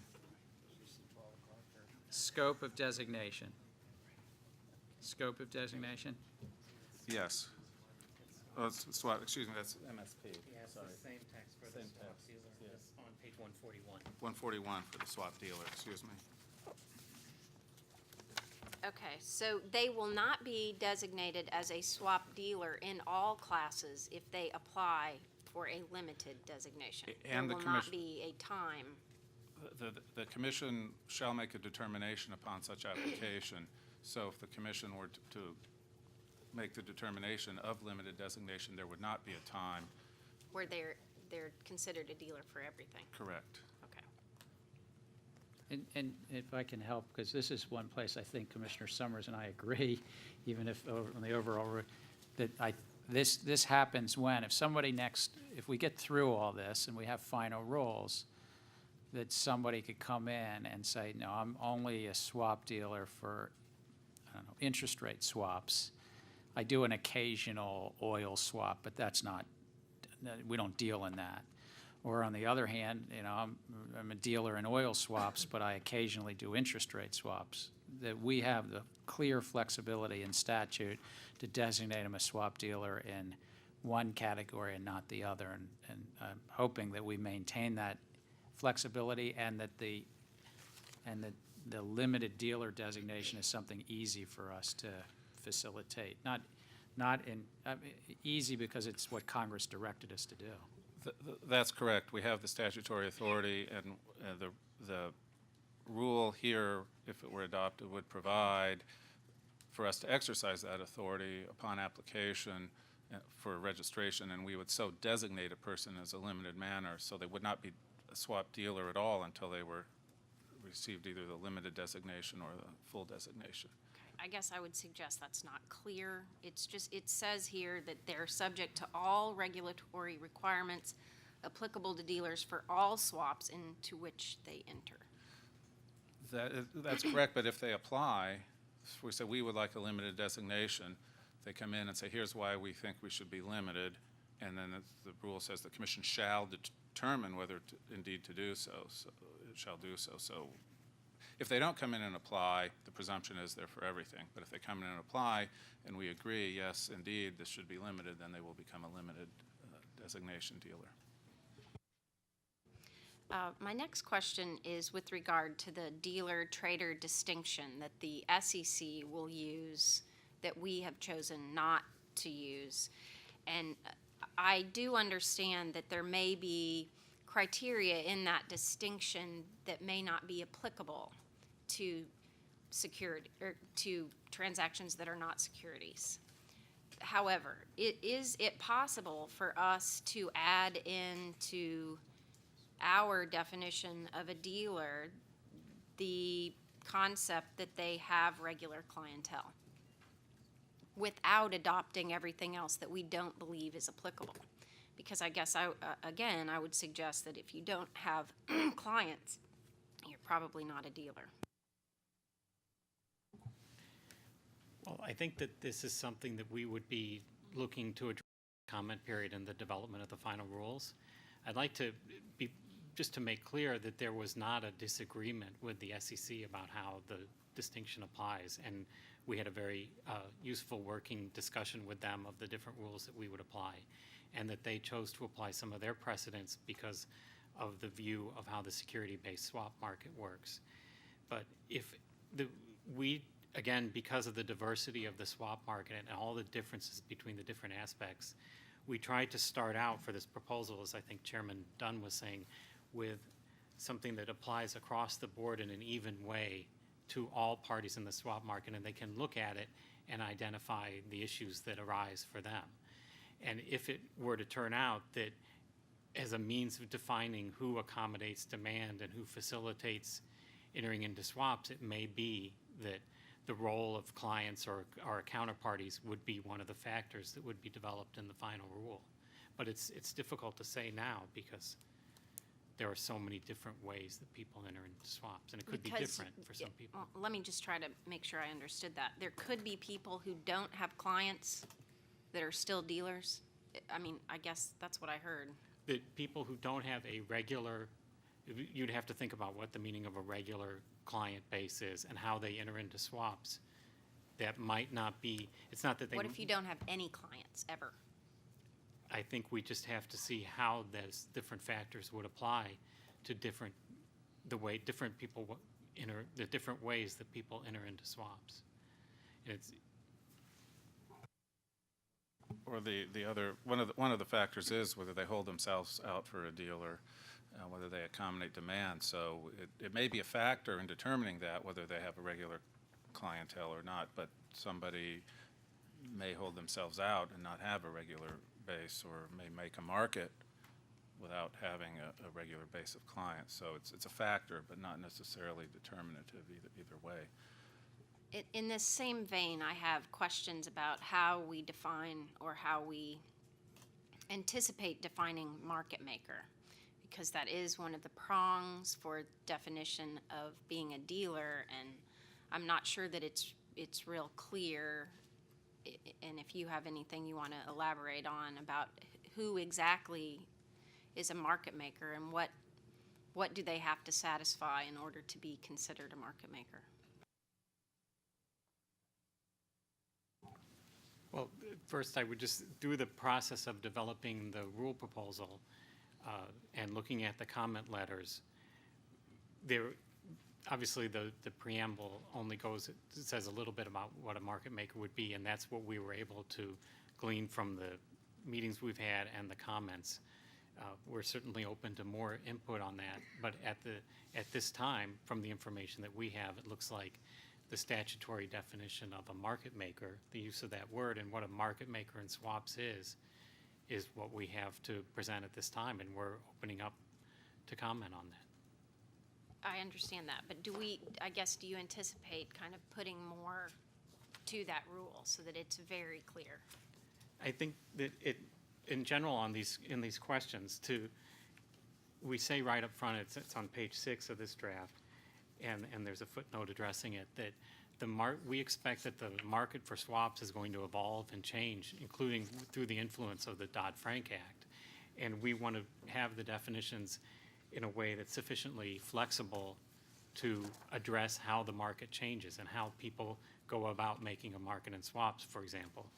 And we're specifically asking for comment on how the rules should be both flexible enough and determinative enough to give guidance on topics such as what it means to be a market maker for swaps. Thank you. Can I just follow up on Commissioner Summers' question, because it occurs to me that one of the categories that currently is not participating in any size in the swap market or high-frequency traders, but as this moves into trading platforms, and as Commissioner Chilton has raised a number of times, high-frequency traders. So if a high-frequency trader, as we know them today, made bids and offers on a swap execution facility, and we're active, did thousands of trades a year, or tens of thousands because they're high frequency, and they left resting orders and resting bids, and they provided liquidity to the marketplace. Would they be, under this definition, market makers and swap dealers? That's we haven't squarely addressed that, but I think that certainly could be possible under the four-pronged test. The functional definition talks about making a market or accommodating demand. Certainly, that could be making the market or accommodating demand could be in a number of ways. One would be by posting on the website saying we're available for swaps. Another could be putting in a number of resting bids or offers into the market. So certainly the market will evolve, but I think that it would be good to hear from the public. I mean, it does strike me that Congress said making markets, and how many times have I met with a high-frequency trader and say, well, we're making markets to provide liquidity. So they may not be doing it yet, but I think that it may well be that Congress decided this for us, but we'll get public comment. It sounds like we haven't squarely said that here, but we'll get public comment. And maybe some of what Commissioner Summers, it's related to her question, at least. Commissioner Chilton? No, I'm good. Thank you, sir. Commissioner O'Malley. Thank you. In my little travels, I went up and one of the slides they had at this PJM conference was actually, they pulled up our commitment of traders reports for a bunch of PJM trading contracts. And I noticed this, and it's, a lot of these contracts, because they're end users, they have they have our standard definitions of producer merchant, swap dealer, managed money, and then the producer merchants plus swap combination to total it. But in here, I was just struck by the high totals of producer merchant, and then relatively low totals of swap dealer in the PJM peak contract. For example, there's a 66% producer and 7% swap dealer. And since this, I think people are relatively comfortable with the way we bin these things, and we use a predominance test.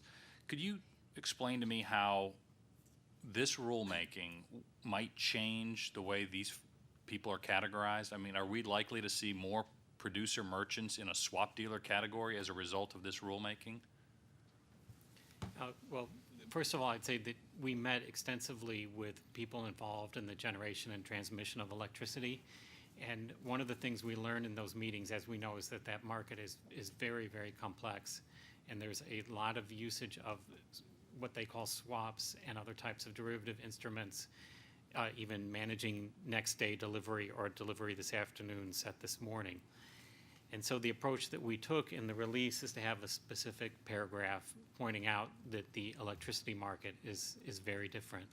It's one of the things I was referring to in the variety of different markets where people use swaps. And we are specifically interested in comment on how you apply a regulatory definition, a regulatory and statutory definition of swap dealer to a market where people are, for example, managing load on electricity lines. And we couldn't predict right now how this definition will affect that market or how that market might evolve, but we are definitely very sensitive to that and want to hear specifically on that issue and continue to work with them. And I appreciate your concern about that, but do you think it's going to change the way we bin these categories? Are producers going to be in the swap dealer category in this market based on the extensive conversations you've had? And I've pulled up all the meetings we've had with a lot of energy companies, and based on your conversations with them, is it going to be as cut and dry as our large trader reports, our commitment to trader reports are? I don't think it will be cut and dried. No, and at this point, we haven't developed a prediction, or we could say what will happen. Subparagraph C of the swap dealer definition excludes from the definition, quote, "a person that enters into swaps for such person's own accounts, either individually or in a fiduciary capacity, but not as a regular course of business." Now, this language comes from the 34 Exchange Act, and has not been subject to extensive judicial interpretation, and the SEC uses a variety of factors to determine whether these entities are dealers. That being said, at least one court, in New York, I believe, has determined that making money through buying and selling securities is not conduct in which in and of itself makes someone a dealer. So my question is, what does it mean for a person to enter into swap as a regular course of business? We've interpreted the third prong of the swap dealer test also in conjunction with the exclusion from the definition of swap dealer, which is very, very similar language. Basically, what the guidance in the preamble says is that when looking to whether they're entering into swaps as a regular course of business, you have to really look as whether they're doing the functions that we've talked about in connection with the other prongs, whether they're accommodating demand, whether they're entering into swaps in response to requests from other parties. So it really relates to the activities that are described in the other prongs. And this is also an issue that we met with and discussed with a lot of the market participants, and so we're hoping we're providing that clarity in the way we've drafted in this rule. But we're not falling back on some of these kind of litigated terms, so to speak, and define what is a regular course of business, and the court found that buying and selling of securities, does not make them a dealer necessarily. And would we use any of those definitions? You're going back to the activity, I guess, is what you're saying. Right. We're really looking at we're looking at it holistically in terms of the third prong with the exclusion in the Dodd-Frank, and we're relating it to the other types of dealing activities that are described. That's the business that we're focused on. Okay, maybe I missed it, but how is the market supposed to interpret the term accommodates demand? You want to explain that, Mark? Well, I think we start from the premise that there is what you could call a demand for swaps. There's a need for swaps to hedge risks. There's a need for swaps to speculate. People they need swaps. And when they want to enter into a swap, they need to find a counterparty. And it might be a one-off situation where they know a counterparty is available to them. But on the other hand, they might go to a party that maybe goes so far as to advertise, or is otherwise holding itself out as a dealer and is saying, I'm ready to enter into swaps with people to take the other side of that swap. And when you do that, you're accommodating demand, you're fulfilling the demand, you're providing what the demand is asking for. And that's somebody who is we're starting with the premise that that's a swap dealer.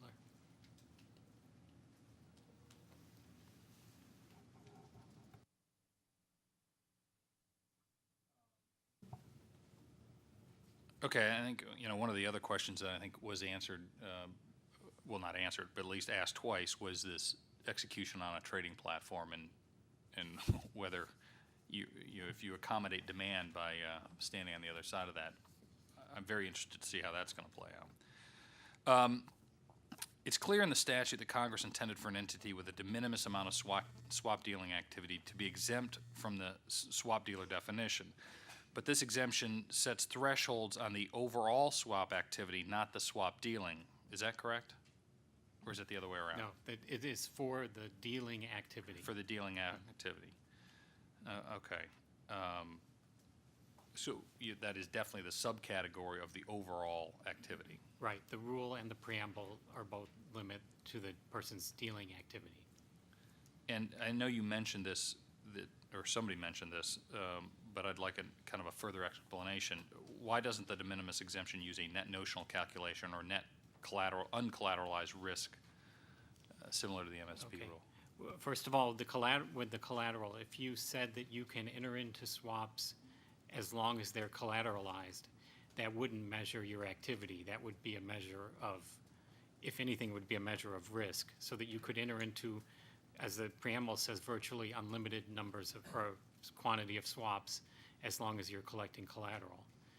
Then the same principal, if it goes with a net basis, depending on how the netting applies, long versus short, you could enter into swaps on one side of the market, then bring down that total by entering into swaps on the other side of the market. And again, you could have extensive swap activity and remain below a net level. That's why we look at the gross level for the de minimis test only. Thank you. How do we treat voice brokers in this dealer definition? The people that, two commercials they'll bring together on either a platform or through a telephone call, are they dealers? The first answer is that the way that two people connect or they enter into the swap, the manner that they do that is not a determinative factor in whether or not they're a dealer. It's rather we're trying to look at their overall functional role in relation to their counterparties and what role they're playing. So that in a simple case, if you had two people who deal with each other very rarely, perhaps on the basis of some other connection they have, then that's not a dealing activity. Could you, to give the end users the confidence that they will not get swept up in this, what page should they read in this rulemaking to give them the confidence that there's a safe harbor for them? Well, in terms of safe harbors would have to be determined by the commission. We don't propose any safe harbors at this time. But I would point to there's a paragraph where we say, in conclusion, what a swap dealer is, and the discussion of the application of the test to swap dealers. And what we were trying to do is lay out a description of activities that would cause you to be a swap dealer, with the presumption that if you don't engage in those activities, you're not a swap dealer. What page is that, just to help? Well, it's on pages 12 to 14. Mark, I appreciate everything you've done. This is not an easy definition. It's not the clearest statutory direction, and I appreciate all the hard work you've put into this. I do think there's more work to be done, and obviously the comments hopefully will provide a lot of assistance in where we draw these lines and certainly hopefully narrow this to we actually capture the dealer activities and protect end users. Thank you. I thank the staff, I thank the commissioners. I think that this proposal does strike the right balance, but again, it's a proposal. It's trying to, as I think we're all trying to do, is that end users, whether they're hedging or even speculating, but that they're not swept in to be swap dealers. But if you read the statutory definition and add to it what the SEC and we are jointly saying about accommodating demand, and Commissioner Summers asked a good question, all right, now what does that mean? But accommodating demand, I mean, somebody else is coming to you and you sort of say, I'll fill their order or something. Facilitating the markets, that was helpful clarification, at least for me. But the proposals might come forward. I also think very importantly in the major swap participant definition in what was called prong one. Prong one is I call it the speculator's prong, but the non-commercial hedging, the rule does lay out that if you're hedging an asset, if you're hedging a liability, if you're hedging an input, if you're hedging a service, if you're hedging a future input or a future service, that's hedging or mitigating commercial risk as long as it's not, quote, speculation, that the position itself, the swap isn't. I think it says speculating or trading or investing. So you can be hedging assets, liabilities, inputs, services, or future inputs and services. Did I get about the right list? Yes. Thanks. So it's not just reliant on some narrow FASB definition, even though we also said if you're relying on FASB, that's a commercial hedging. And we didn't just rely on a narrow bona fide hedger definition, even though we said that would work too. So I think that we did it, and but we'll see. We'll get comments. And I do think some companies will end up being major swap participants, but Congress passed a statute, and I don't think we were supposed to write something that nobody was a major swap participant. But I mean, I should ask, how many people do we don't know for sure, but how many people do we think might be major swap participants under this rule? Not major securities-based swap participants, but major swap participants. We haven't done a thorough survey on this, but we're estimating based upon our interviews, maybe a handful, at most 2 handfuls, somewhere in the handful range. That from the general counsel of the CFTC. I'm He took hedging, math for Mr. lawyers. Chairman. What school did you go to? Okay. Mr. Staywick, do you want to call the roll? Commissioner O'Malley. No. Commissioner O'Malley, no. Commissioner Chilton? Aye. Commissioner Chilton, aye. Commissioner Summers? No. Commissioner Summers, no. Commissioner Dunn? Aye. Commissioner Dunn, aye. Mr. Chairman? Aye. Mr. Chairman, on this question, the ayes are 3, the noes are 2.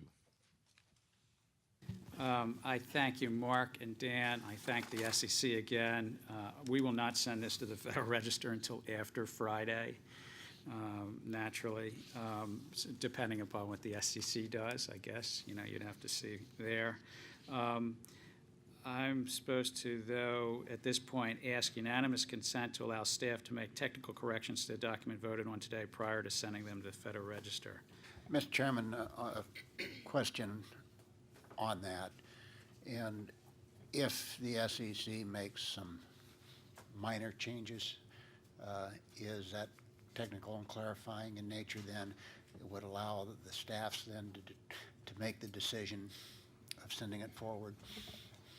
I think it would, but I wasn't making this UC, unanimous consent suggestion that it would be changes. I mean, these are really meant to be technical corrections. I mean, this is supposed to be very limited.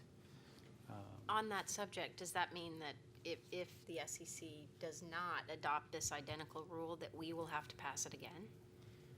I think that since, Dan, will you help us? Because it's a joint rule, so Both agencies have to approve the identical text for it to be published in the Federal Register, yes. That makes sense to me. So we're not sending anything until after Friday, and subject to Friday. So we're the upper house, but we have to wait for the other house, I guess, or the lower house. I don't know, whatever it is. But not hearing objections to the unanimous consent, that's passed. So I'm just looking to see, we've already done that. So I'll take a motion to adjourn. Is there any other commission business? No. Motion to adjourn the meeting? So moved. Second. All in favor? Aye. Aye. We don't need a recorded vote on that, do we? No. All right, thanks.